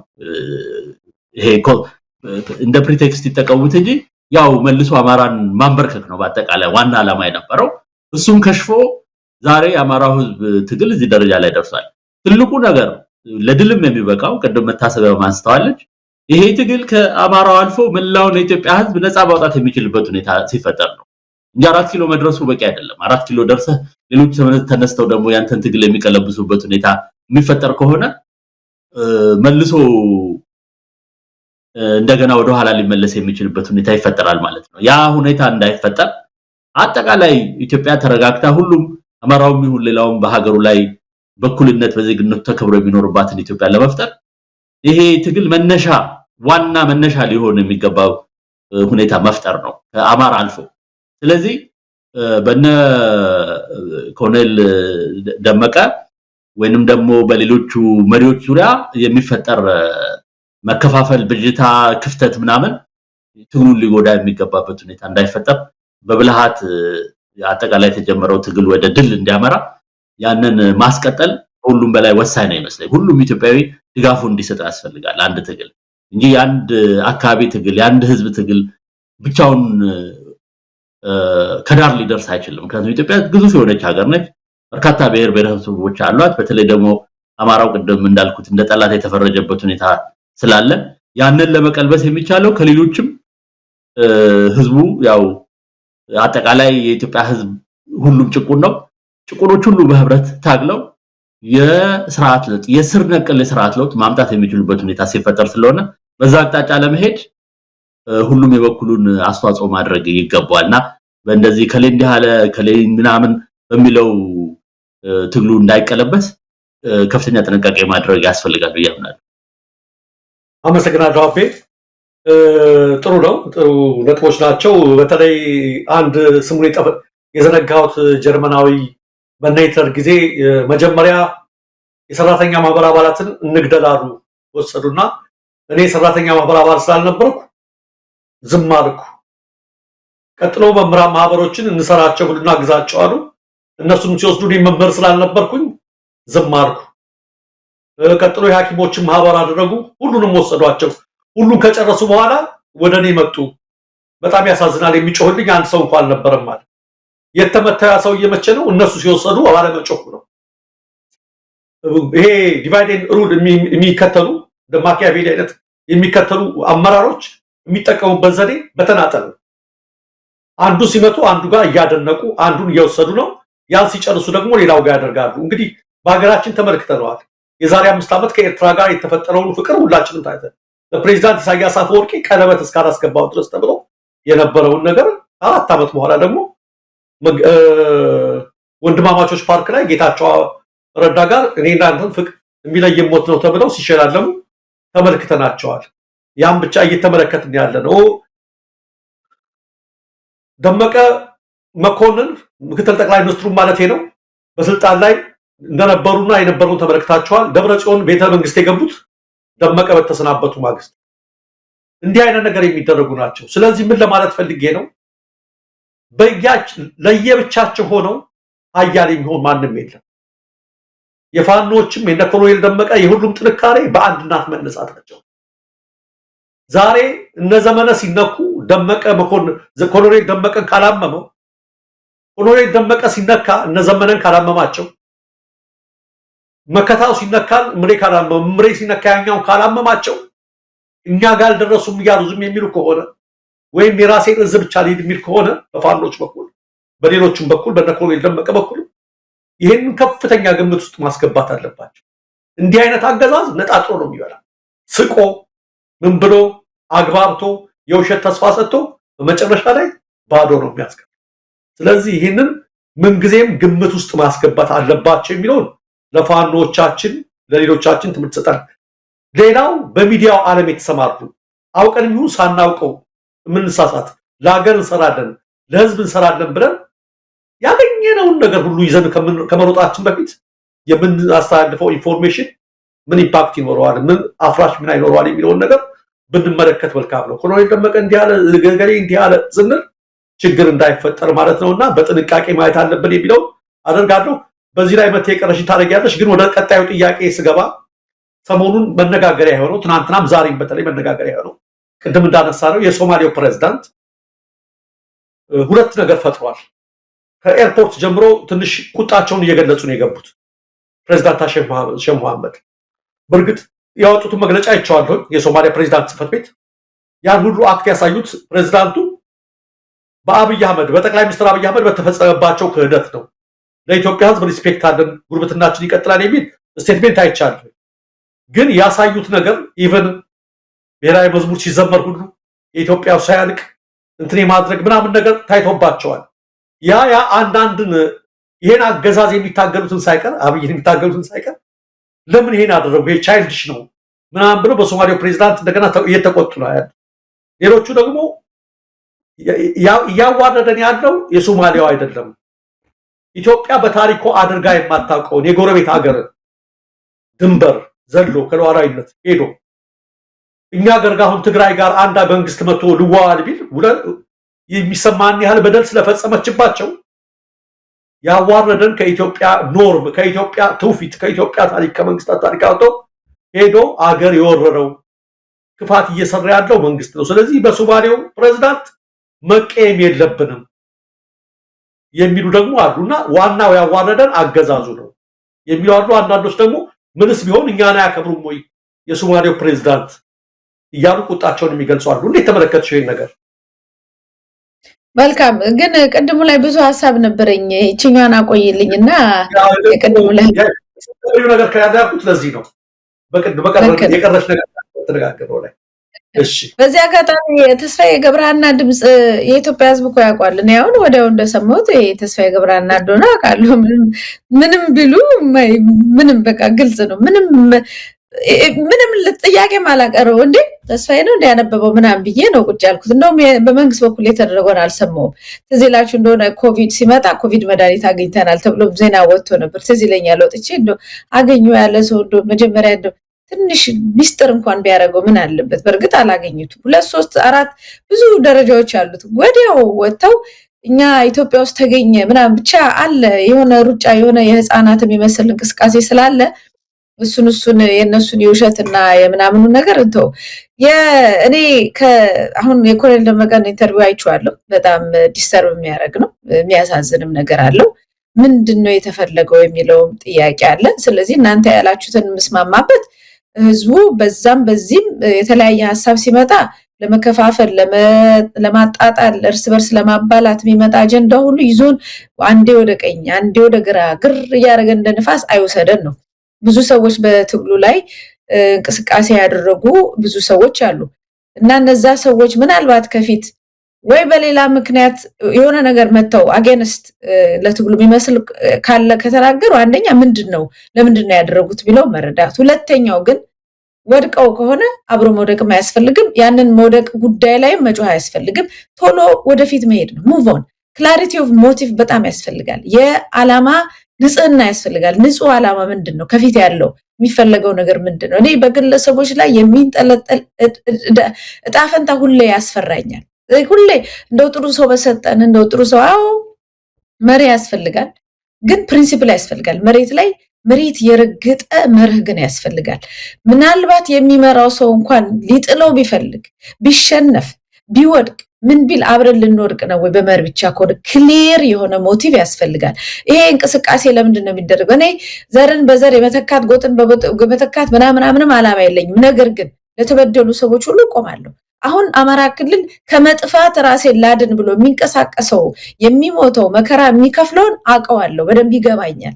ለምን አይቻለሁ። ሂደቱም እንደዛ ነው። በቤተ መንግስት ደረጃ ቁጭ ተብሎ ሰው ስልጣን ሲሰጠው ስልጣኑን ይዞ አገር ይቀይራል፣ አገር ያስተዳድራል። እንዴት ለአንድን ማህበረሰብ ላጥፋ በሚል አጀንዳ በእንደዚህ አይነት ነገር ይያዛል የሚለው ነገር ጀስት ቢዮን መቼም የተበከለ አይምሮ እንደዚህ በቀላሉ ሂል ስለማያደርግ ስለማይድን ምንም ማድረግ አይቻልም። ስለዚህ በግለሰብ ላይ ተንጠለጠለ ሳይሆን መሬት ላይ የረገጠ ንጹህ ነገር ያስፈልጋል። ዓላማው ምንድነው? ዓላማውን ይዘው ወደፊት አሁን እኔ እናንተ ኢሳን ምናምን ለኢትዮጵያ ሕዝብ አንድ ላይ ብንመጣ ይጠቅማል። እኛ ስንሰባሰብ መሬት ያለው ይሰባሰባል። አንድ ላይ ደግሞ ጉልበታችን ጥሩ ነው፣ ይጠነክራል፣ ለኢትዮጵያ ሕዝብ ይጠቅማል ብለን ስንመጣ ገና ሳንመጣ አረ እነሱ እኮ የሚመጡት ለአብይ አህመድ ሊሰሩ ነው የሚላል፣ አረ ለብልጽግና ነው፣ አረ እንዲህ ልል ነው ምናምን ገና እኮ ሳንጀምር እኮ ነው። እንደዚህ ስላሉ የሚቋረጥ ነገር የለም። ንጹህ ዓላማ ካለ ወደፊት አይ ደረጀ እንደዚህ አርጓል፣ አበበ እንዲህ አርጓል ቢሉኝ አብሬ የሐሜት ጉዳይ ላይ ለወድቅ ነው አብሬ ወይስ ወደፊት የጀመርኩትን ዓላማ ነው የምቀጥለው? ይሄ ነው ሁሉ ጊዜ በሐሜት በስም ማጥፋት በምናምን አየር ላይ ህዝቡን የሚያናውጥ ብዙ ነገር አለ። ግልጽ የሆነ ነገር አሁን ለምሳሌ ከኢሳን ጋር በተገናኘ ከሆነ ምንድነው የሚሰሩት? የሚሰራውን ማየት ነው። ይሄ የሚሰራው ነገር ማን ህዝብን ነው የሚጠቅመው ወይስ ማንን ነው የሚጠቅመው? መንግስትን ያቆያል? ህዝብን ያስገድላል ከሆነ አትደግፍ። አይ ህዝብን የመንግስትን እድሜ ያሳጥራል፣ ግፈኛን ያስወግዳል፣ ለህዝብ ይጠቅማል ካልክ ትቀጥላለህ እንጂ ከበደና አያለ አለሙ ምናምን ስለነገሩ ግር ብለህ የራስን ጭንቅላት ትተህ በሰው ሐሜትና ምናምን የሚነዳ ነገር አይደለም። ትግሉም እንደዛው ነው። እየተሞተበት ነው፣ ዋጋ እየተከፈለበት ነው። አነሳሱን አውቀናል። ሊያጠፉት ፈልገዋል። ያንን ህዝብ ሲጠፋ እኛም ቆመን አናይም ብለን ነው የተሰባሰብነው ካለንበት። በዛ ሁኔታ እንደዚህ ስትሰባሰብ ከውስጥ ደግሞ እየመነቀሩ እንደዚህ አውጥተው ያን ነገር ለመበተን የሚፈልጉ እንቅስቃሴዎች ግለሰቦች ሊመጡ ይችላሉ። ግለሰቡ የሚያደርገው ነገር አንዳንዴ ደግሞ በትንሽ ነገር የሚጠቅም ሰው የሚመታበት ሂደት ስላለ ነው። ግልጽ ተደርጎ አይቶ ምንድነው ሰውየው ዓላማ ምንድነው የሚፈልገው? አዎ አይ በደንብ ተመርምረን አይተነው አጥንተን ይሄ ግለሰብ ወይም ይሄ መሪ ትግሉን ሊበትነው ነው ሊያጠፋው ነው ካልን ቢዮንድ መሄድ ነው። ሙቭ ኦን። ተወው፣ ሰውየው አትከተል። ወደፊት በሌላ ሰው እየተካ ትግልን መቀጠል ብቻ ነው እንጂ ከሚወድቀው ጋር አብሮ መውደቅ እንደገና ደግሞ በሐሜት ደግሞ አንዳንድ ሰዎችን ስም ማጥፋት ነገር ላይ ደግሞ ሊደር ሉዝ ማድረግ ምናምን የለም። ስለዚህ አሁን ይሄኛው ኢንተርቪውን እንዳየሁት እኔ በተቻለ መጠን ይሄ ኢንተርቪው ይዞት ሊመጣ የሚችለውን የእርስ በርስ ሽኩቻና ግጭት ህዝቡ ጎብዞ ማለፍ አለበት ነው። ህዝቡ ከዚህ በላይ ማለፍ አለበት። ይሄ ነገር ለምንድን ነው የመጣው? ምንድነው ዓላማው? አይጠቅመንም ይጠቅመናል የሚለውን በደንብ አይቶ የማይጠቅመው ከሆነ መጣል ነው። ግለሰቡ አይሆነኝም፣ ይሄን ትግል ይገልብኛል፣ ወደ ባርነት ይከተኛል ካለ መተው ነው። ይጠቅመኛል ካለ ማናገር ማስተካከል ነው። የማይጠቅመው ከሆነ ደግሞ ወደፊት መቀጠል ላይ ነው። ስለዚህ ሁሉ ጊዜ የክላሪቲ ኦፍ ሞቲቭ ነገር በደንብ መታሰብ አለበት ብዬ ነው የማስበው። አሁን በዚህ በእንቅስቃሴ ላይ እንደምታውቁት ብዙ አጀንዳ ያለው ብዙ ፍላጎት ያለው እንዳለ ሁሉ ብዙ ለውጥ የሚፈልግ የተሻለ ነገር የሚፈልግ ህዝብ ብዙ ነው ያለው። ነገር ግን በርስ በርስና በትናንሽ ነገር እንደምታውቁት ያለው ማህበረሰብ በምን ያህል ደረጃ እንደተከፋፈለ እናውቃለን። አንደኛው የሁላችንም መሰባሰብ የኢትዮጵያን እጣ ፈንታዋን በተሻለ ሁኔታ የማስተካከልና የመከራ ዘመኗን የማሳጠር ነው። ወደድንም ጠላንም በተባበረ ኃይል ከሆነ ብዙ ነገሮችን ማስተካከል እንደምንችል ምንም ማስረጃ አያስፈልግም። ስለዚህ ምናምንታችንን እየተውን ብንመጣ ምን አለበት? እኔነታችንን ብንተው፣ ቂማችንን ብንተው ምን አለበት ተብለን ነው እንትን የምንለው። ሁልጊዜ ማነሳው ነገር የመጽሐፍ ቅዱስ ታሪክ አለ። የመጻጉዕ 38 ዓመት ሙሉ ጸበል ሊጠመቅ አልጋ ላይ ተኝቶ ወደ ጸበሉ በአመት አንዴ እንትን ሲል ሲገለባበጥ ሰው ይዞት የሚያስገባውና ጸበሉን የሚያስጠምቀው አጥቶ 38 ዓመት ሙሉ እዛ አልጋ ላይ የተጣበቀ አንድ ህመምተኛ ነበር። እንግዲህ ክርስቲያኖች መጽሐፍ ቅዱስ ታሪኩን ስለሚያውቁት በዛ ይውልኝ፣ ክርስቲያን ያልሆኑ እንደ ስቶሪም ቢሆን ይውልኝ። ነገር ግን ኢየሱስ ክርስቶስ መጣና ሲያዩ 38 ዓመት ሙሉ ተጣብቆ እዛ ላይ ቀርቷል። ልትድን ትፈልጋለህ ወይ ስለ አዎ የሚወስደኝ እኮ አጥቼ ነው ሲለው፣ እንግዲያው አልጋህን ተሸከምና ተነሳና አልጋህን ተሸክመ ሄዳል። አሁን በጣም የሚደንቀው ነገር ለኔ ይሄ ግለሰብ በዛ ቅስፈት ከ38 ዓመት አልጋ ላይ መተኛት በኋላ አልጋ መሸከም ይችላል ወይ? ተሸክሞ መሄዱ ድንቅ አይደለም ወይ? እንደዚህ መጥቶ በቃላት ብቻ በአፉ በማውጣት የሚያድን እዛ አካባቢ መኖሩ አምላክ መኖሩ የአምላክ ልጅ መሆኑን የሚያረጋግጥ ብዙ ነገር አለው እንደ ክርስቲያን የምታየው ማለት ነው። ነገር ግን ይሄ አልነበረም አደባባዩ ላይ የወጣው። ጠላቶች ስለነበሩ ክስ መክሰስ ስለፈለጉ ይህ ሁሉ ነገር ሳይጨንቃቸው በሰንበት እንዴት አልጋውን ይሸከማል የሚል ጥያቄ ነው ያነሱት። አሁን እኔ የምለው የምናነሳው ጥያቄዎችና የሚሰሩት ነገሮችን እያገናዘብን እንሂድ። ይሄ አሁን የጌታ ኢየሱስ ክርስቶስ ማዳን በቃላት ብቻ ነው የሚደንቀው። ያንን ሽባ የሆነ ሰውዬ አጠንክሮ አቁሞ እጆቹና እግሮቹ ሽባ የሆኑ ተገጣጥሞ አልጋ መሸከሙ ነው የሚደንቀው። በዛ ቅስፈት መዳኑ ያው ምንም ነገር ሳይደረግ በቃል ብቻ መዳኑ ነው የሚደንቀው ወይስ በሰንበት አልጋን ተሸክመ ሄድ ለምን ተባለ? ለምን ሰንበት በሰንበት አልጋውን ተሸክመ የሚለው ነው ወይ የሚደንቀው ነው? እና የምናነሳቸውን ነገሮች ሚዛን ላይ ማስቀመጥ መቻል አለብን። ይሄ እኛንም ነው የሚመለከተው። ሁላችንም የምንነሳበት አጀንዳ ክብደቱ የቱኛው ነው? የኢትዮጵያ ጉዳይ ይበልጥብናል ወይንስ የኛ ኢጎ እንደዚህ ብሎ ሰድቦኛ አንድ ቀን በቃ ከሱ ጋር አልሰራም ይበልጥብኛል የሚለው ነገር መሬት ላይ መቀመጥ አለበት። አይ ትላንትና ከኔ ጋር አልቆመም ዛሬ ከቆመስ ለዛሬ ላይ የሚደረገው አንዳችም ጠብታ ኢትዮጵያ ላለችበት የለቅሶ ዘመን አስተዋጽኦ ማድረግ የሚችል ከሆነ ለምንድን ነው ማንጠቀመው? ለምንድን ነው ይሄንን ነገራችንን ማናጎልበት? ለምንድን ነው ህጎቻችን ፕሪንሲፕሎቻችን ከግለሰብ ህይወት ውጪ የኢትዮጵያ ጉዳይ ላይ የማያጠነጥነው? አዎ ግለሰቦች በራሳቸው በብዙ ዘርፍ ሊወድቁ ይችላሉ። ያ ግለሰብ የህይወት ታሪኩን እየሰገዘክ ያንን ግለሰብ መምታት ነው ለኢትዮጵያ አገልግሎት ወይስ ያ ግለሰብ ሊሰጥ የሚችለዋን ትንሿን ነገር ወስደ ለኢትዮጵያ እንድትጠቀም ማድረግ ነው የሚሻለው የሚለውን መነሳት ስላለበት ነው ይሄን ያነሳሁት። ከዛ አንፃር የሶማሌውን ፕሬዝዳንት ጉዳይ አይቼዋለሁ። እኔ ከሁሉም ነገር እንትን ያለኝ አንተ ያልከው ነው። ሁለተኛው ነገር የኢትዮጵያን በዚህ ደረጃ ጠላቶች እንዲያፈራላት የሚፈልግ መንግስት አንፈልግም። በግል ላይ አልፈልግም። ኢትዮጵያ ብችል ቀጠናው ላይ ሁሉ ጊዜ መከራ ያለባት ሀገር ነች። በጥበብ አባቶቻችን እንዳደረጉት እነሱ እንደሚጠሏቸው አባቶቻችን እኛን የድሮ ስርዓት ናፋቂዎች ምናምን የሚሉ ድሮ አባቶቻችን በጥበብ የሚይዙበት ነገር ነበረ። ሰዎች ሲነሱባቸው ይጋባሉ፣ ቤተሰብ ያረጋሉ፣ የስልጣኑ ባለቤት ያረጋሉ። ሀገራት እንደዚህ ሲሉ በሶማሌ በሱዳን በየትም አቅጣጫ ብትሄድ የራሳችን የሆኑ ሰዎች ብዙ ቦታዎች እንዲቀመጡ ተደርገው ነበር። ለምን? ነገ በኢትዮጵያ ላይ እንዳይነሱ የሚሰልሉ ሰዎች። ዛሬ ሙልጭ አድርገህ እየሰደብክ አንተ ነገ ሮጠ የመሬት ምናምን ሊገባ ይችላል፣ የትም ሊሸሽ ይችላል። ማንም ሰው ኢትዮጵያ ነሽ ዋጋ የምትከፍለው እና ከማንም አገር ጋራ በሰላም የምትኖርበትን እንጂ በጦርነትና በጸብ የምትኖርበትን አጀንዳ የሚሰጠው መንግስት ላይ ነው እኔ ችግሬ። የሶማሌ መንግስት ላይ አይደለም ችግሬ። በዛውም ልክ አሁን እኔ የኦሮሞን ህዝብ ሁሉ ጊዜ ተነስቶ አብሮ መቃወም አለበት።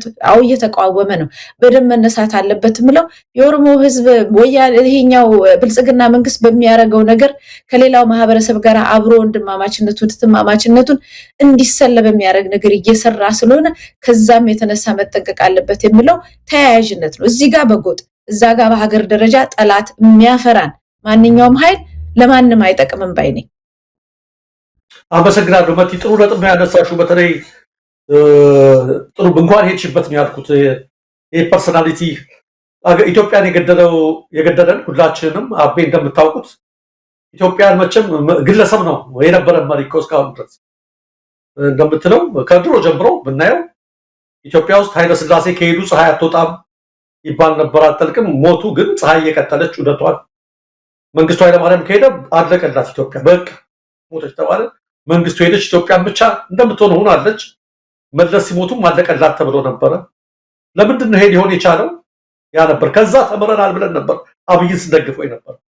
አይታችሁት ከሆነ ሲመጣ ቲም ለማ ብለው ነበር የመጡት። ኮሌክቲቭ ሊደርሺፕ ሊጀመር ነው ምናምን ጥሩ ነገር ነው። ግን እንደተባለው አሁን ደግሞ ማን ሆነ? አንድ አብይ ሆነ ማለት ነው።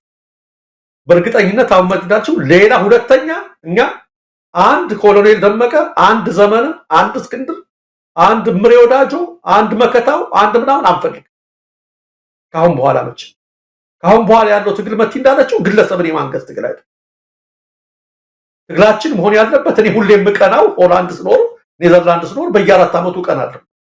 አንድ ቀን አንድ ፓርቲ አሸንፈው ያቅም አቤዝ ያገ በኮአሊሽን ነው መንግስት የሚመሰረተው። 30% 20% ነው የሚመጡት። ያ የኮአሊሽን መንግስት እስከሚመሰረት ድረስ 6 ወር ይወስዳል። ግን መንግስት አለመኖሩን አያውቁትም እነሱ። ሲስተሙ እንደው ይፈሳል ዝም ብሎ አብቅቷል፣ ተሰርቷል አገሩ። ኢትዮጵያ ያን የናፈቀን ነው። ተቋም መስራት ነው የናፈቀን። ፍሎ የሚያደርግ መንግስት ግለሰብ የማይታይበት እዚህ ሀገር ጠቅላይ ሚኒስትሩ ማለት ሰላም አልሽው አላልሽው ጎሎ የሚታይበት ነገር የለም። ኢትዮጵያ ውስጥ ግን ያ ይመጣል ብለን የዛሬ 5 ዓመት ያን ያህል ነገር አድርገን አሁንም ሌላ አምባገነን ተከለ ሌላ አንድ ሰው አደረግን። ይህን እያልን ባለበት ሰዓት መት ያነሳችሁ ነው። አሁንም ከታጋዮቻችን ኢትዮጵያን ወደ አንድ ያመጣሉ ከሚባለው ታጋዮቻችን አንድ ሰው እንዲወጣ አንቸም አንፈልግም ነው።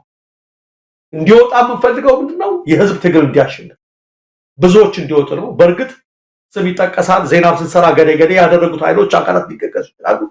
እየወጣ ያለው ነገር የሚመጣው ግን አገዛዝ ቅድም አቤ ጥሩ አድርጎ ተናግሯል። 4 ኪሎ ደርሶ የሚመለስ መሆን የለም።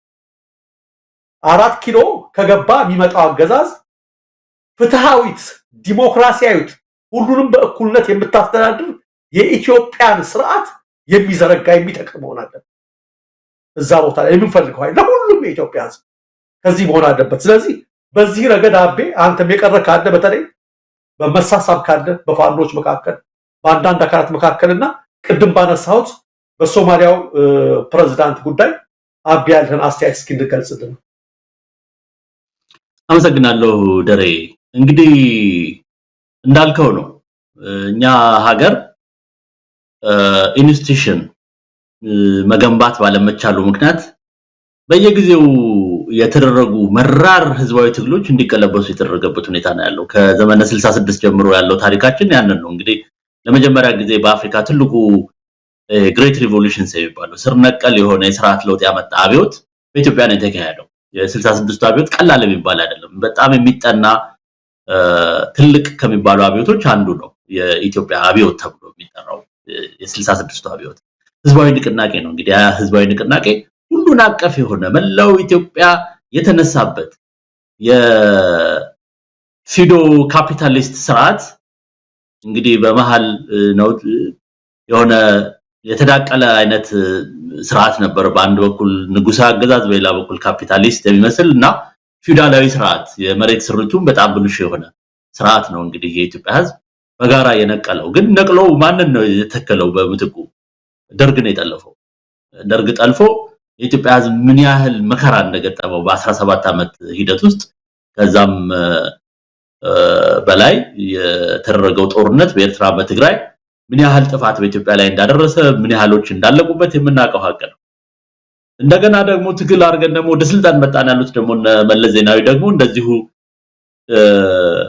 የስርዓት ለውጥ ሳይሆን ያመጡት የግለሰቦች ለውጥ ግለሰቦች እንደፈለገ የሚሆኑበት ያውም ደግሞ ኢትዮጵያን በዘር ሸንሽነው ለመከራና ለችግር የዳረጉበት ስርዓት በጣም አስከፊ የሆነ አፓርታይድ ስርዓት ነው የተተከለው። ይሄም እንግዲህ ኢንስቲትዩሽን ባለመኖሩ ነው እንጂ ኢንስቲትዩሽን ባለበት ሀገር አንዱ ስልጣን ሲለቅ ሌላው ሲተካ ኢንስቲትዩሽኑ ፈንክሽን ማድረጉን ይቀጥላል፣ ስራውን ይቀጥላል ኢንስቲትዩሽኑ። ስለዚህ ግለሰቦቹ የሚኖራቸው ሚና ከኢንስቲትዩሽኑ በላይ አይደለም። አሁን ግን በኢትዮጵያ ውስጥ የአይነት ሁኔታ ስለሌለ ግለሰቦች እንደፈለገ በስልጣን የሚባልጉበት ሁኔታ ነው እየተፈጠረ ያለው። አብይ አህመድ ደግሞ የመጨረሻው አሳፋሪ ነው ከዚህ ሁሉ ከደርግም ከህዋቶችም ያልተማረ በጣም በስልጣን ብልግና የሰከረ ግለሰብ ነው የሆነው በጥቂት ጊዜ ውስጥ። እርግጥ ራሱን ተናግሮ ነበር ታስታውሱ እንደሆነ አንድ ጊዜ ሲናገር አሁን ገና እየተለማመድኩ ነውና ይሄ ወንበር ምን እንደሚያደርገኝ ገና ወደፊት ነው የማየው ብሎ ነበር። እንደ ቀልድ አድርጎ ነው የተናገረው፣ ግን ያው ውስጡም ያለ ነገር ስለነበር ወደ ብልግና ነው እሱ የሚያመራው። በአሁኑ ጊዜ ያለው ስርዓት የአብይ አህመድ ሙሉ የብልግና የማንነት የራሱ ስብዕናንም እመራዋለሁ የሚለው ስርዓትንም ብልሹነት የና የስልጣን ብልግናን በጣም ግልጥ አድርጎ ያሳየ በጣም አሳፋሪ የሆነ ነውረኛ የሆነ ስርዓት ነው በአሁኑ ጊዜ ያለው። ስርዓት ነው አንችልም አክቹአሊ የግለሰቦች ብልግና። ለምን የነሱ ብልግና በኢንስቲትዩሽን ባለመኖሩ ምክንያት የነሱ ስልጣን የነሱ ብልግና የሚገድብ ህግና ስርዓት ባለመኖሩ ምክንያት ልቅ የሆነ የግለሰቦች ባለጌነት ገልጦ የወጣበት እንግዲህ ይሄ ብልግናቸው ሀገርን ከማዋረድ ሀገርን ለዚህ መከራና ችግር ከመዳረግ አልፎ በዓለም አቀፍ ደረጃም ሀገሪቷ እንድትናቅ ያረጋል። በጣም አስነዋሪ የሆነ ስርዓት ከኛም አልፎ ጎረቤት ሀገሮችን ሊያተራምስ የሚችል እንደገና በአካባቢው ከፍተኛ የሆነ ጦርነት ሊጭር የሚችል አካሄድ ሁሉ አመራር ብልሃት ነው። በመጀመሪያ ደረጃ እንግዲህ ሚኒሊክ እነሱ በፈለገ ደረጃ ሊያዋርዷቸው ሊያንኳሷቸው ዛሬ ደግሞ መልሰው ሊያወድሷቸው ሊያነግሷቸው ቢሞክሩ ግን ከሚኒሊክ ዘመን እንኳን ያነሱ ስርዓቶች በኢትዮጵያ ሂደት ውስጥ በኢትዮጵያ የታሪክ ሂደት ውስጥ እንደተፈራረቁ የምናይበት ይሄ ደግሞ ያሁኑ ደግሞ የከፋ ከሁሉም የከፋ ከነመለስም የኮሰሰ ከነመንግስቱም የኮሰሰ ከኃይለ ሥላሴ ዘመንም እጅግ ያነሰ በጣም ኖረኛ የሆነ ስርዓት መተከሉን ነው የምናየው። ስለዚህ የሁሉ ነገር መዳረሻ አንድን ስርዓት አንድን ሀገር አረጋግቶ ለመቀጠል ስርዓት ኢንስቲትዩሽን ቢልድ ማድረግ ነው። ስርዓት ያለው ሲስተም ማለት ነው። ስርዓት ያንን ቢልድ የማድረግ ሂደት ነው ሀገርን ሊያረጋጋ የሚችለው። ወደፊትም ደግሞ ቀጣይነት እንዲኖር አንድን ሀገር ቀጣይ ለማድረግ የሚችለውም ደግሞ ያንን የአገዛዝ ስርዓት ህግና ስርዓት ባለው ሁኔታ ማዋቀር የሚቻልበት ሁኔታ ሲፈጠር ነው። ይሄ እንግዲህ የኢትዮጵያ ህዝብ ለውጥ መጣ በተባለ ጊዜ አንተም እንዳልከው ነቲም ለማ ምናምን የሚል ግርግርና አጨርባሪ የሆነ ንግግር እያረጉ የኢትዮጵያ ህዝብ ያው መቼም ኢትዮጵያ ለሚል ሁሉ ስስ ነው ልቡ እንደሚታወቀው ሀገሩን ወዳድ ስለሆነ ያንን ስስ የሆነ ስሜቱን በመጠቀምና ማኒፑሌት በማድረግ ለኢትዮጵያ ህዝብ የቆሙ ይሄ አስከፊ የሆነ የህወሓት የጨለማው ዘመን አይደገምም ምናምን እያሉ አጨርብረው ስልጣን ከያዙ በኋላ ግን ምን እንደሰሩ አሁን ምን እየሰሩ እንደሆነ ሁላችንም የምናውቀው ሀቅ ነው። ስለዚህ ኢንስቲትዩሽን ቢልድ የማድረጉ ነገር አሁንም የትግሉ አካል ነው መሆን ያለበት። ወደፊትም ትግል የሚያካሂዱ ሁሉ ግለሰቦችን መቀየር ብቻ አይደለም አላማው መሆን ያለበት፣ ስርዓትን መገንባት፣ ኢንስቲትዩሽኖችን ቢልድ ማድረግ፣ የማይቀለበስ አይነት ሲስተም ቢልድ ማድረግ ወሳኝ የሆነ ነገር መሆኑን ራሱ የትግሉ አካል ማድረግ ይገባዋል ብዬ አምናለሁ። አሁን በፋኖ የሚደረገው ትግል ወደዛ አቅጣጫ ነው መሄድ ያለበት እንጂ እና አብይን ከስልጣን ማባረር ከ4 ኪሎ ማባረር ብቻ አላማው ሊሆን አይገባም። ያ ከሆነ አብይን አባረር ሌላ ማለት አንድ ባለጌ አባረር ሌላ ባለጌ መተካት ነው። እስካሁን ድረስም ኢትዮጵያን የመሯት በአለፉት 50 ዓመታት ባለጌዎችና በምንም አይነት ሁኔታ መሪት ተብለው ሊጠሩ የማይችሉ የወደቁ ርካሽ የሆነ የግለሰብ ስብዕናን ይሄ ፐርሰናሊቲ ከልት ቢልድ የማድረግ አቅጣጫ ነው የተከተሉ። ከሁሉም ደግሞ ቅድም እንዳልኩት ደግሞ አብይ ደግሞ የመጨረሻው ርካሽ የሆነ ግለሰብ ወይንም ደግሞ ለመገንባት እንፈልገዋለን የሚሉትም ስርዓት በዛ ደረጃ የረከሰ ስለሆነ ያንን ሙሉ በሙሉ ሊቀየር በሚችል ሁኔታ ነው መሆን ያለበት።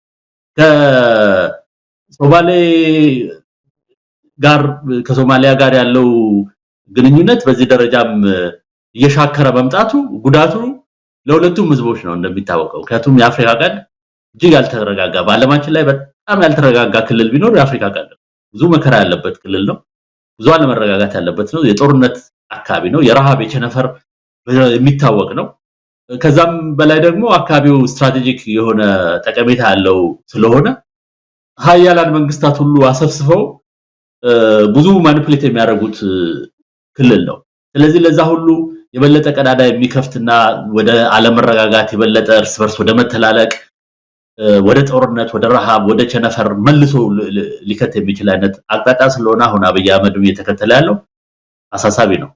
የሶማሊያው ፕሬዝዳንት ገጠመኝ ያሉትም ነገር ያው ከዚህ ጋር የተያያዘ ነገር ነው። ግን ቢሆንም እንደ ሀገር ግን ሊያሳፍር የሚገባ ነገር ነው። እንደ ሀገር ያሳፍረናል።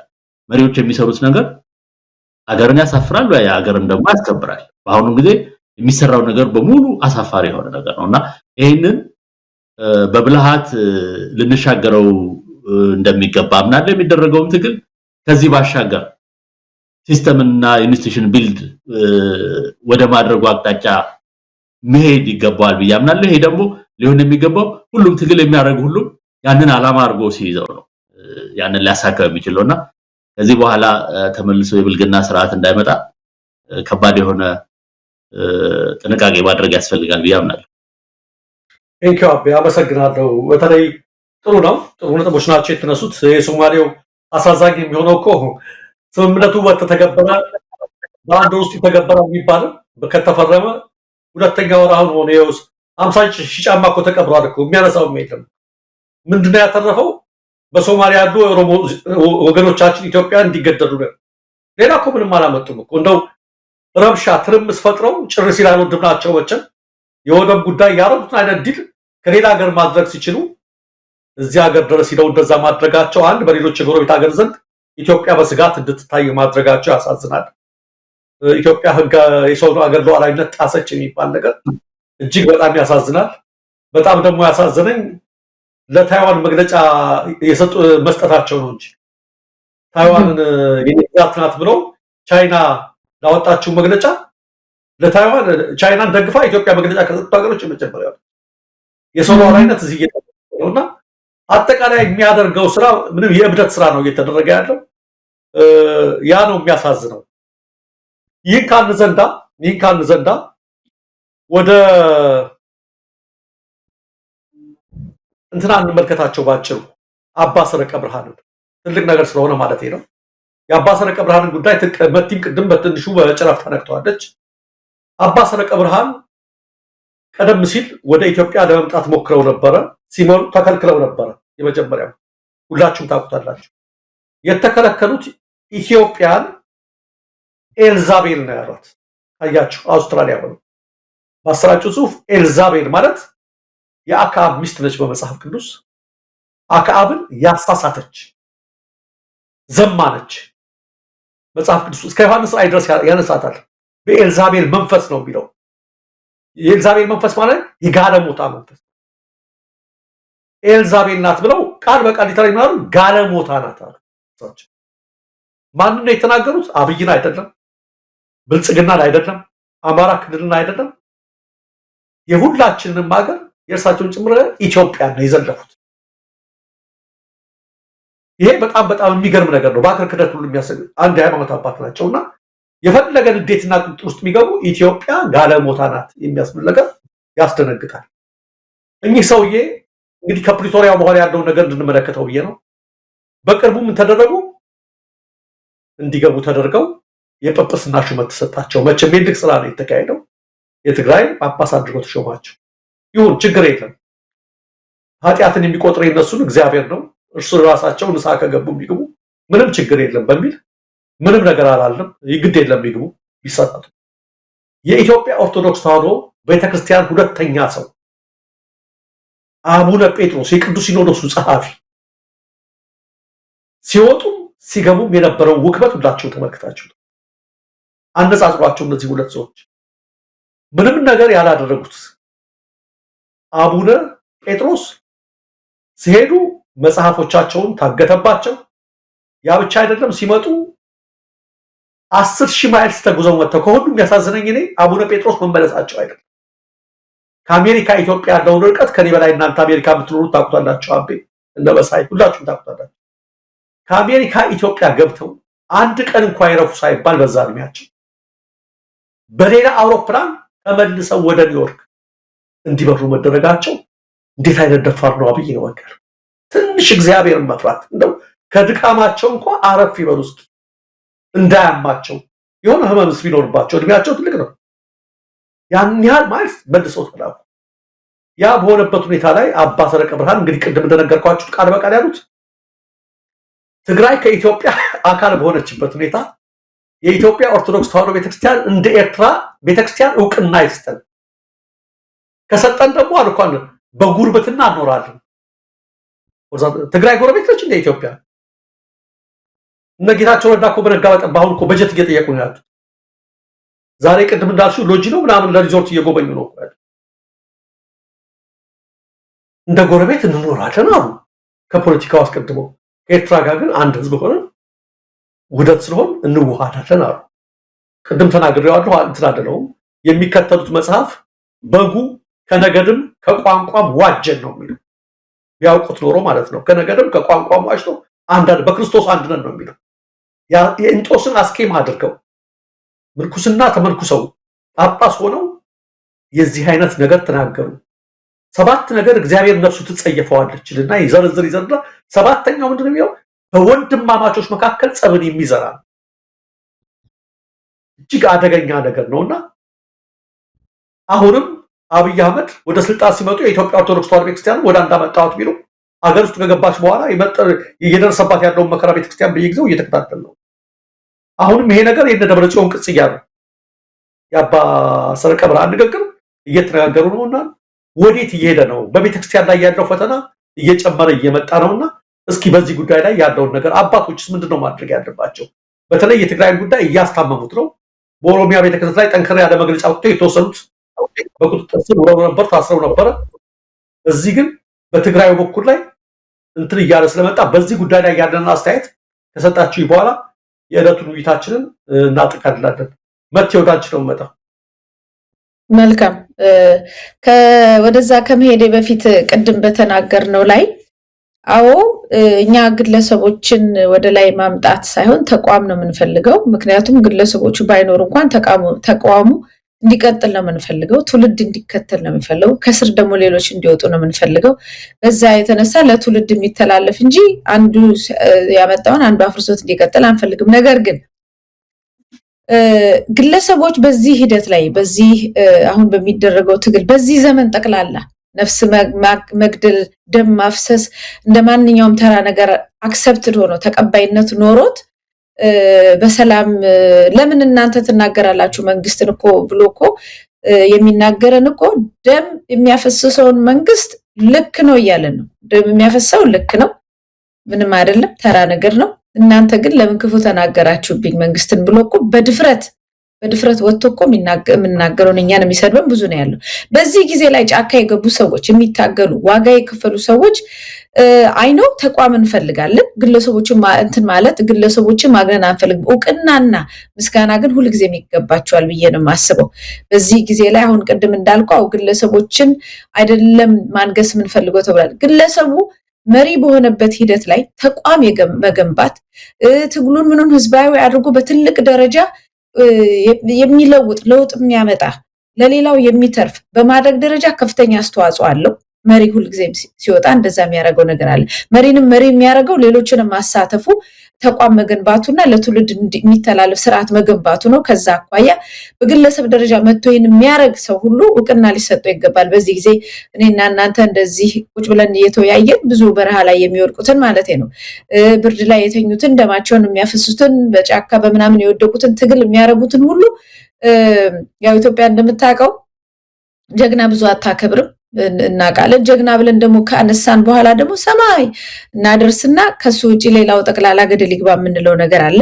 ለዚህ ነው ተቋም የሚያስፈልገው። በዛው ልክ ግን እነዚህ ቅድምም የጠራቸው በዚህ ሰዓት ላይ በትላንትም በዛሬም በነገም ዋጋ በመክፈል ቀደምት የሆኑ ሰዎች አስተዋጽኦ የሚያደርጉት ሰዎች ግን ሁልጊዜም እውቅናና ምስጋና ሳይቸራቸው መታለፍ የለበትም በሚል ነው ያንን የቅድሙን ተናግሬ ለማለፍ ነው።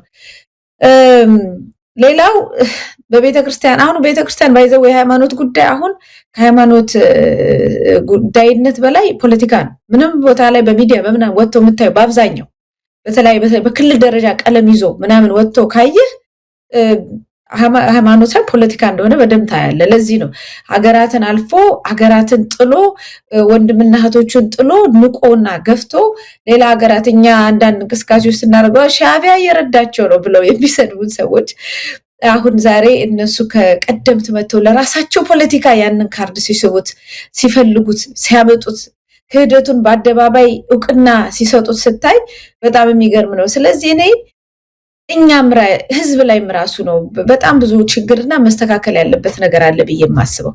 ከዚህ ጉዳይ ላይ ሲመጣ አሁን ለምሳሌ የአቡነ ጴጥሮስ ጉዳይ እንደዛ ሆነ፣ ተጮኸ፣ አቀባበል ተደረገላቸው ምናምን። ከዛ በኋላ ምን አደረገ?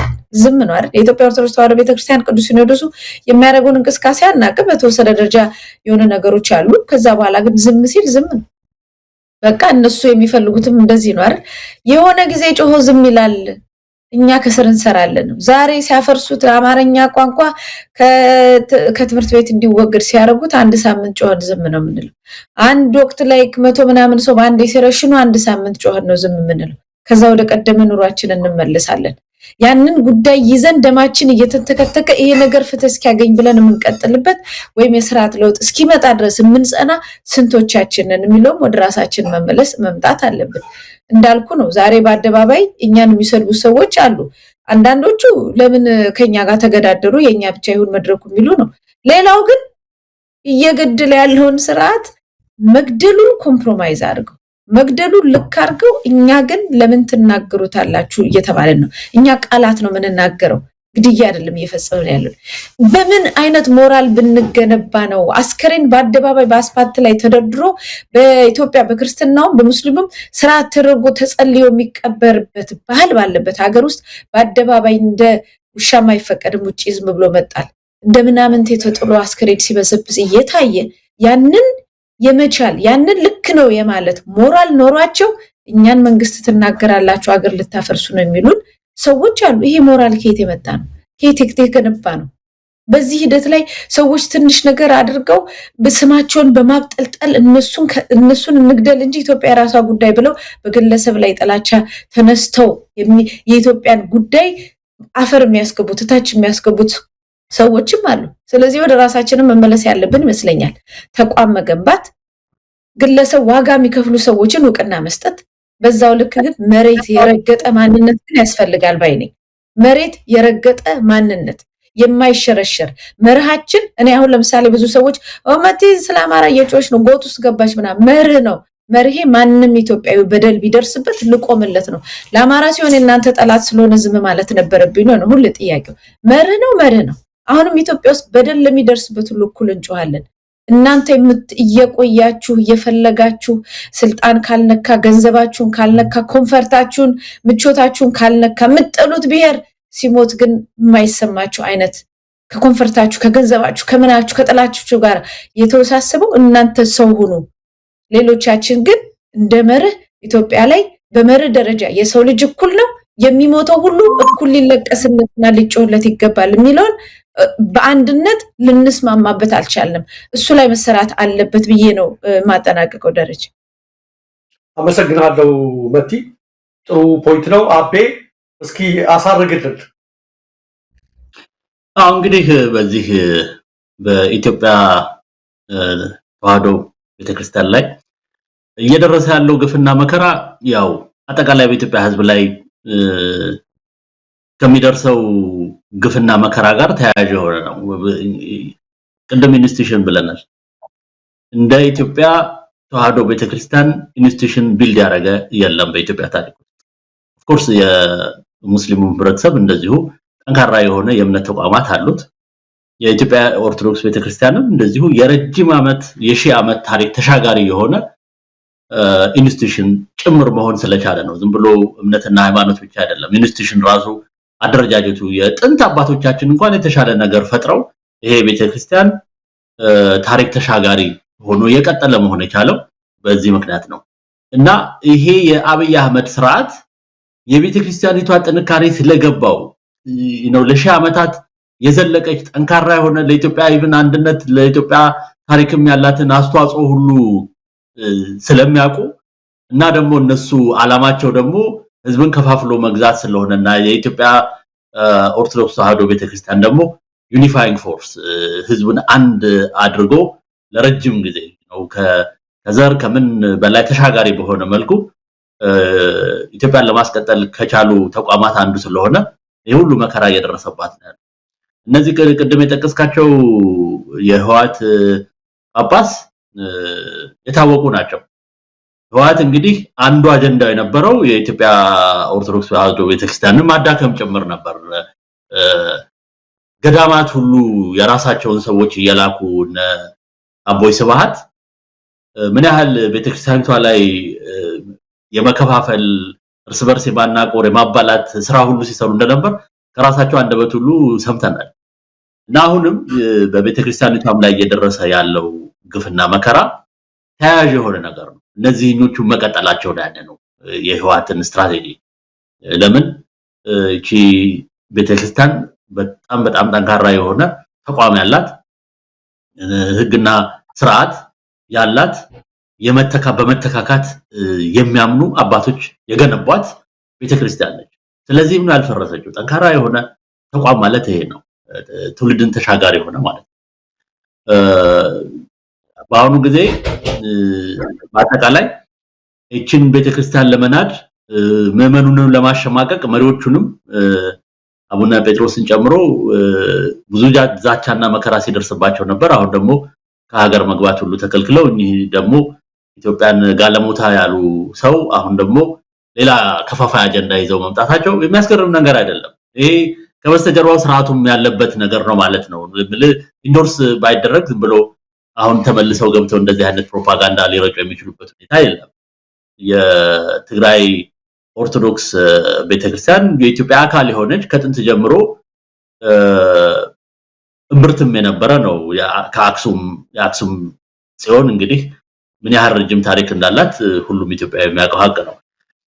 ስለዚህ ሁላችንም በአጠቃላይ ኢትዮጵያዊ ከግለሰብ ነው የሚጀምረው። ግለሰብ ደግሞ ጠንካራ ኢትዮጵያዊ ስሜት ሲኖረው ሁሉም በአጠቃላይ ኢትዮጵያን የበለጠ ይሄ አሁን ከሚደርስባት ግፍና መከራ ለመሻገር የሚያስችለው አይነት አቋም መያዝ ብቻ ሳይሆን መታገልም ይችላል እና በዛ ሊወሰድ ነው የሚችለው።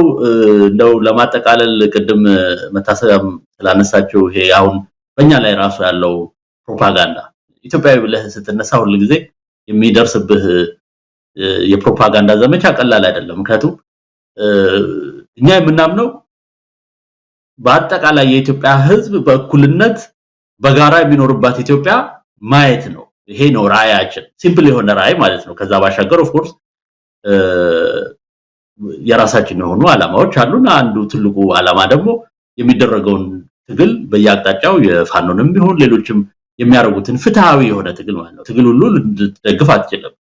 ፍትሃዊ ያልሆኑ እንቅስቃሴዎችና አመጾችም ስላሉ ፍትሃዊ የሆኑ ትግሎችን ጭምር ሊያግዝ በሚችል ሁኔታ ይሄንን ሚዲያ ስናቋቁም የኢትዮጵያን ሕዝብ ለማገዝ ከዚህ በፊትም ስለሰራ ነው ማለት ነው። ልምዱም ስላለ ያንን ለማድረግ ነው። ግን በእኛ ላይ ራሱ የሚሰነዘረው ዛቻ ሁሉ አለ። በነገራችን ላይ የኛ ደጋፊ የሆኑ ሰዎችን ሁሉ እየደወሉ ዛቻ ሁሉ እየሰነዘሩባቸው ያለው ሁኔታ ነው ያለው። ይሄ ግን አግባብነትም የሌለው ነው። የሚደረገውንም ትግል የሚቀለብስ አይደለም። እኛም ወደ ኋላ የምንልበት ሁኔታ የለም። ትግሉ በአጠቃላይ ግን ተጠናክሮ መቀጠል አለበት። ይሄ ስርዓት ያለቀለት ስርዓት ነው። ቅድም እንዳልኩት በመቃብር አፋፍ ላይ በአንድ እግሩ የቆመ ስርዓት ስለሆነ ሁሉም ተባብሮ የስርዓት ለውጥ ስር ነቀል የስርዓት ለውጥ ለማምጣት የሚቻለውን ሁሉ ማድረግ ይገባዋል በሚል ላጠቃለሁ። አመሰግናለሁ አቤ። እንግዲህ ጥሩ ማብራሪያ ነው ከሁለታችሁም የሰማሁት። ቆንጆ ነጥቦች ናቸው የተነሱት። ኢሳንን በተመለከተ እኛ እንዴት እንደጀመርን ስለምናውቀው ምን ያህል እንዳገኘን በይፋ ገልጸናል። ያቺ ነገር ተዋዛችና አንድ የሆነ የነሱ ሰው ከሻቢያ $300,000 አግኝተዋል ብሎ ጻፈ በችለት። ሌላው ደግሞ የሱ ጓደኛ ታች ቆቆም ይሰጠዋል። ሄዶ ራሱ ገጽ ላይ ግብጽ $500,000 ሰጥታቸዋለች ብሎ ደግሞ ሲጽፉ እየተመለከትን ነውና የኔ እንቁላሉ ታሪክ ነው ያስታውሰኝ። ባሏ ሚስቱን ሊፈትናት እስኪ ምን ያህል ቁም ነገረኛ ነች ብሎ እንደው እስኪ ነይ ለማንም እንዳትናገሪ እኮ ዛሬ እኮ እንደው ቅድም መጸዳጃ ቤት ሂጄ እንትን ሳረግ አንድ እንቁላል ወደድኩኝ አላት። ጉድ ያዝ ቡና ሲቆዳ ታቀዳ ጉድ ምንድነው ጉድ ሆኜላችኋለሁ። ያው ወሬው እንትን ነው ባለቤቴ አምስት እንቁላል ወደድ እነዛኞቹ ደግሞ ቸኮለው ቡና ፈዱ ዳር ይላጠር ጉድ የእንትና ባል እኮ 10 እንቁላል ወደደ ዛሬ ተባለ። ያኛው 50 አረገችው ሊጠይቀው የመጣው ሞባይል ገዝቶ ወደደ ተብሎ ሙዝ ብርቱካን ይዞ ጓደኛው እንኳን ማርያም ማረች 100 እንቁላል ወደድ ካሉ አሉታል። እና እንዴት አንዷ መቶ እንደምትሄድ ማለት ነው። እንዲህ አይነት ነገሮች ይመጣሉ። ዋናው ግን ምንድነው እየሰራን ያለው? ቅድም ተጠቅሏል። ኢሳን አሁን እየሰራ ያለው ምን አይነት ስራ ነው የሚለውን ነገር ነው እየሰራን ያለው ስራ። በእርግጥ አንዳንዶቹም የሚያስቅ ነገር ሲናገሩ ሰማችሁ። አብይ እንዲሰሩት ፈቅዶላቸው ያንን ቶለሬት ያደርጋቸዋል። ዋናው ስልጣኑ እንዲቀጥል ነው የሚፈልግ። እኛ እየሰራን ያለው ስልጣን የሚያስቀጥል ስራ ነው። ስልጣን የሚያስቀጥል ስራ እየሰራን ያለውና እንደው መቃወሚያ ሲጠፋ አንዳንዶች የሆነ ነገር ይናገራሉና ያ እንትን አይደለም። ሌላው መቴ አረመቺ ነገር ማረም እንኳን ሳይሆን ጥሩ አጠንክራ በጥንቃቄ የተሞላበት እገሌን አንፈልግም፣ ግለሰብ አንፈልግም፣ እንደዚህ አንፈልግም ስንል እንትን እንዳይመስል አንድ መሪ አንፈልግም ማለት ነው። ስም ስጠራ ቀን የአንድ ሰው አመራር አንፈልግም፣ ኢትዮጵያን ያጠነው የጋራ አመራር ስርዓት ነው ያጣነው የሚለውን እንትን ለማድረግ ነው እንጂ ቅድም የጠራኋቸው ጀግኖች የፋኖ አመራሮች ታሪክ እየሰሩ ነው። አዘነጋቸው ብዙ ነገር አለ። ነገር ግን ኢትዮጵያ ውስጥ ስትመለከቱት ቅድም እንዳልኩ እንደው ሌላው ቀርቶ በህዋት ጊዜ ታስታውሳላችሁ ስዬና መለስ እኮ ተጣሉ ሲባል ኢትዮጵያ ተጨነቀች። ሁለት ሰዎች ተጣሉ፣ ሁለት በስልጣን የጠገቡ ሰዎች ተጣሉ። ኢትዮጵያ ከዳር እስከ ዳር የዛ ቡድን አሸነፈ። ለምን ነው የተቀናቸው? አገሩ ስለያዙ ብቻቸው ተቆጥ የግለሰብ ስርዓት ስለገደ ሁሉም ስልጣናቸው ጉምቱ ስለነበረ ነው። እና ምን ለማለት ፈልጌ ነው ፋኖቻችን የሚያመጡልን የስርዓት ለውጥ መሆን አለበት። በየመለስ የመንጌ ያብይ የተባለ የግለሰብ ስርዓት እንዳይሆን ከማለት ነው እንጂ ጀግኖቻችንን ከመዘንጋት አይደለም ነው። በመጨረሻ የምናገረው መቲ ሲገሉ ምንም ያላሉ የሚያሉ ሰዎች እኛ ለምን ተገደሉ ስንል ዘረኞች የሚሉራሉ ነው። ምንም አይዶንክ ለነሱ አውቂያቸዋለሁ። እኔ የዜና ቲዩብን እየሰራሁ በነበረበት ጊዜ ስለ ኢትዮጵያዊነት ስለሆነበት እምጮው ደረጀ የኢትዮጵያ ልጅ ሲሉኝ የነበሩት ሁሉ ዛሬ አማራ ህዝብ ሲገደል ለምን አማራ ተገደለ ስትል ዘረኛ ብለውኛል። ያኔ ኢትዮጵያዊ ሲሉኝ የነበሩት ሁሉ ማለት ነው። ማነው ዘረኛው? ዘረኛውን አየሁት። አብረውኝ ይጮሃሉ ብዬ ነበረ። እኛ ያኔ የኦሮሞ ሲገደል ሌላው ሲገደል አብረን ጮህና ልክ አማራው ሲገደል ስንጮህ ወደ ዘሩ ገባ ይልሻል። ዘረኞቹ እነሱ ናቸው። ለነሱ አማራ ሰው አይደለም። ልክ አማራውን ነው ሩዋንዳዎች በረሮም ግደሏት ያሉት እነሱ እኮ አሁን አማራ እየገደሉ አይደለም፣ እኛ እየገደሉ ነው። የሆነ ሰው ያልሆነ ነገር እየገደሉ ነው በጭንቅላታቸው። ያን ነገር እያደረጉ ስለሆነ ወደ ዘሩ ገባ ይላሉና ለነሱ ምንም መጨነቅ የለብንም። እኛ ፈጣሪያችን አለ፣ ህሊናችን አለ። ህሊናችንን አክብረን ፈጣሪያችንን ፈርተን ቀጥ ባለው መንገድ ለሁሉም ኢትዮጵያዊ ለሁሉም የሰው ልጅ እኩል የጮህን ድምጽ እያሰማን ወደፊት መጓዝ ብቻ ነው ያለብን የሚለው በጣም ጥሩ ነጥቦች ነው። መቲም አብ የሚያነሳችሁት ተመልካቾቻችሁ አንድ ነጥብ ጭምር ከማጠቃላችን ህደሬ በኢሳን ዙሪያ ማለት ነው። የኢሳን የሙከራ ስርጭት በተሳካ ሁኔታ እየተካሄደ ነው። በጣም ጥሩ በሆነ ሁኔታ በሳተላይት ፍሪኩዌንሲው ይሄ ፐብሊክሊ ባሰራጨ ነው ይገኛል። ማለት የፍሪኩዌንሲው 11449 ነው። ዩቴልሳት 7 ዲግሪ ዌስት ላይ ነው ያለው። በዛ በየጊዜው በሶሻል ሚዲያም በዚህም ፍሪኩዌንሲውን ህዝብ እንዲደርስ እናደርጋለን። ተከታተሉ። አሁን ደግሞ ይሄ የሙከራ ስርጭት ተጠናቆ ወደ መደበኛ ዝግጅት ለመሸጋገር ጥረት እያደረግን ነው። እሱን በቅርብ ጊዜ ደግሞ እናሳውቃለን። የተለያዩ ነገሮች ይኖራሉ። ይሄንንም እንደዚሁ በየጊዜው እናሳውቃለን። ይሄን ለማለት ነው የምፈልገው። አመሰግናለሁ ደሬ። አመሰግናለሁ አቤ። ቴንክ ዩ። ተመልካቾቻችን፣ አድማጮቻችን ስትከታተሉት የነበረው የዕለቱ የኢሳን መደበኛ ውይይት እስካሁን ነበረ። በውይይቱ ግንዛቤዎችን ይዛችኋል ብለን እንጠብቃለን። ሲያወያዩን የነበሩት ከለንደን መታሰቢያ ቀጸላና ከኒውዚላንድ አበበ ገዳው ነበሩ። ከአምስተርዳም ሁኜ ፕሮግራሙን የመራሁላችሁ እኔ ደረጃ ቱልት ነኝ። በመደበኛ ፕሮግራማችን በቀጣዩ እስከምንገናኝ ድረስ በያላችሁበት መልካም ጊዜ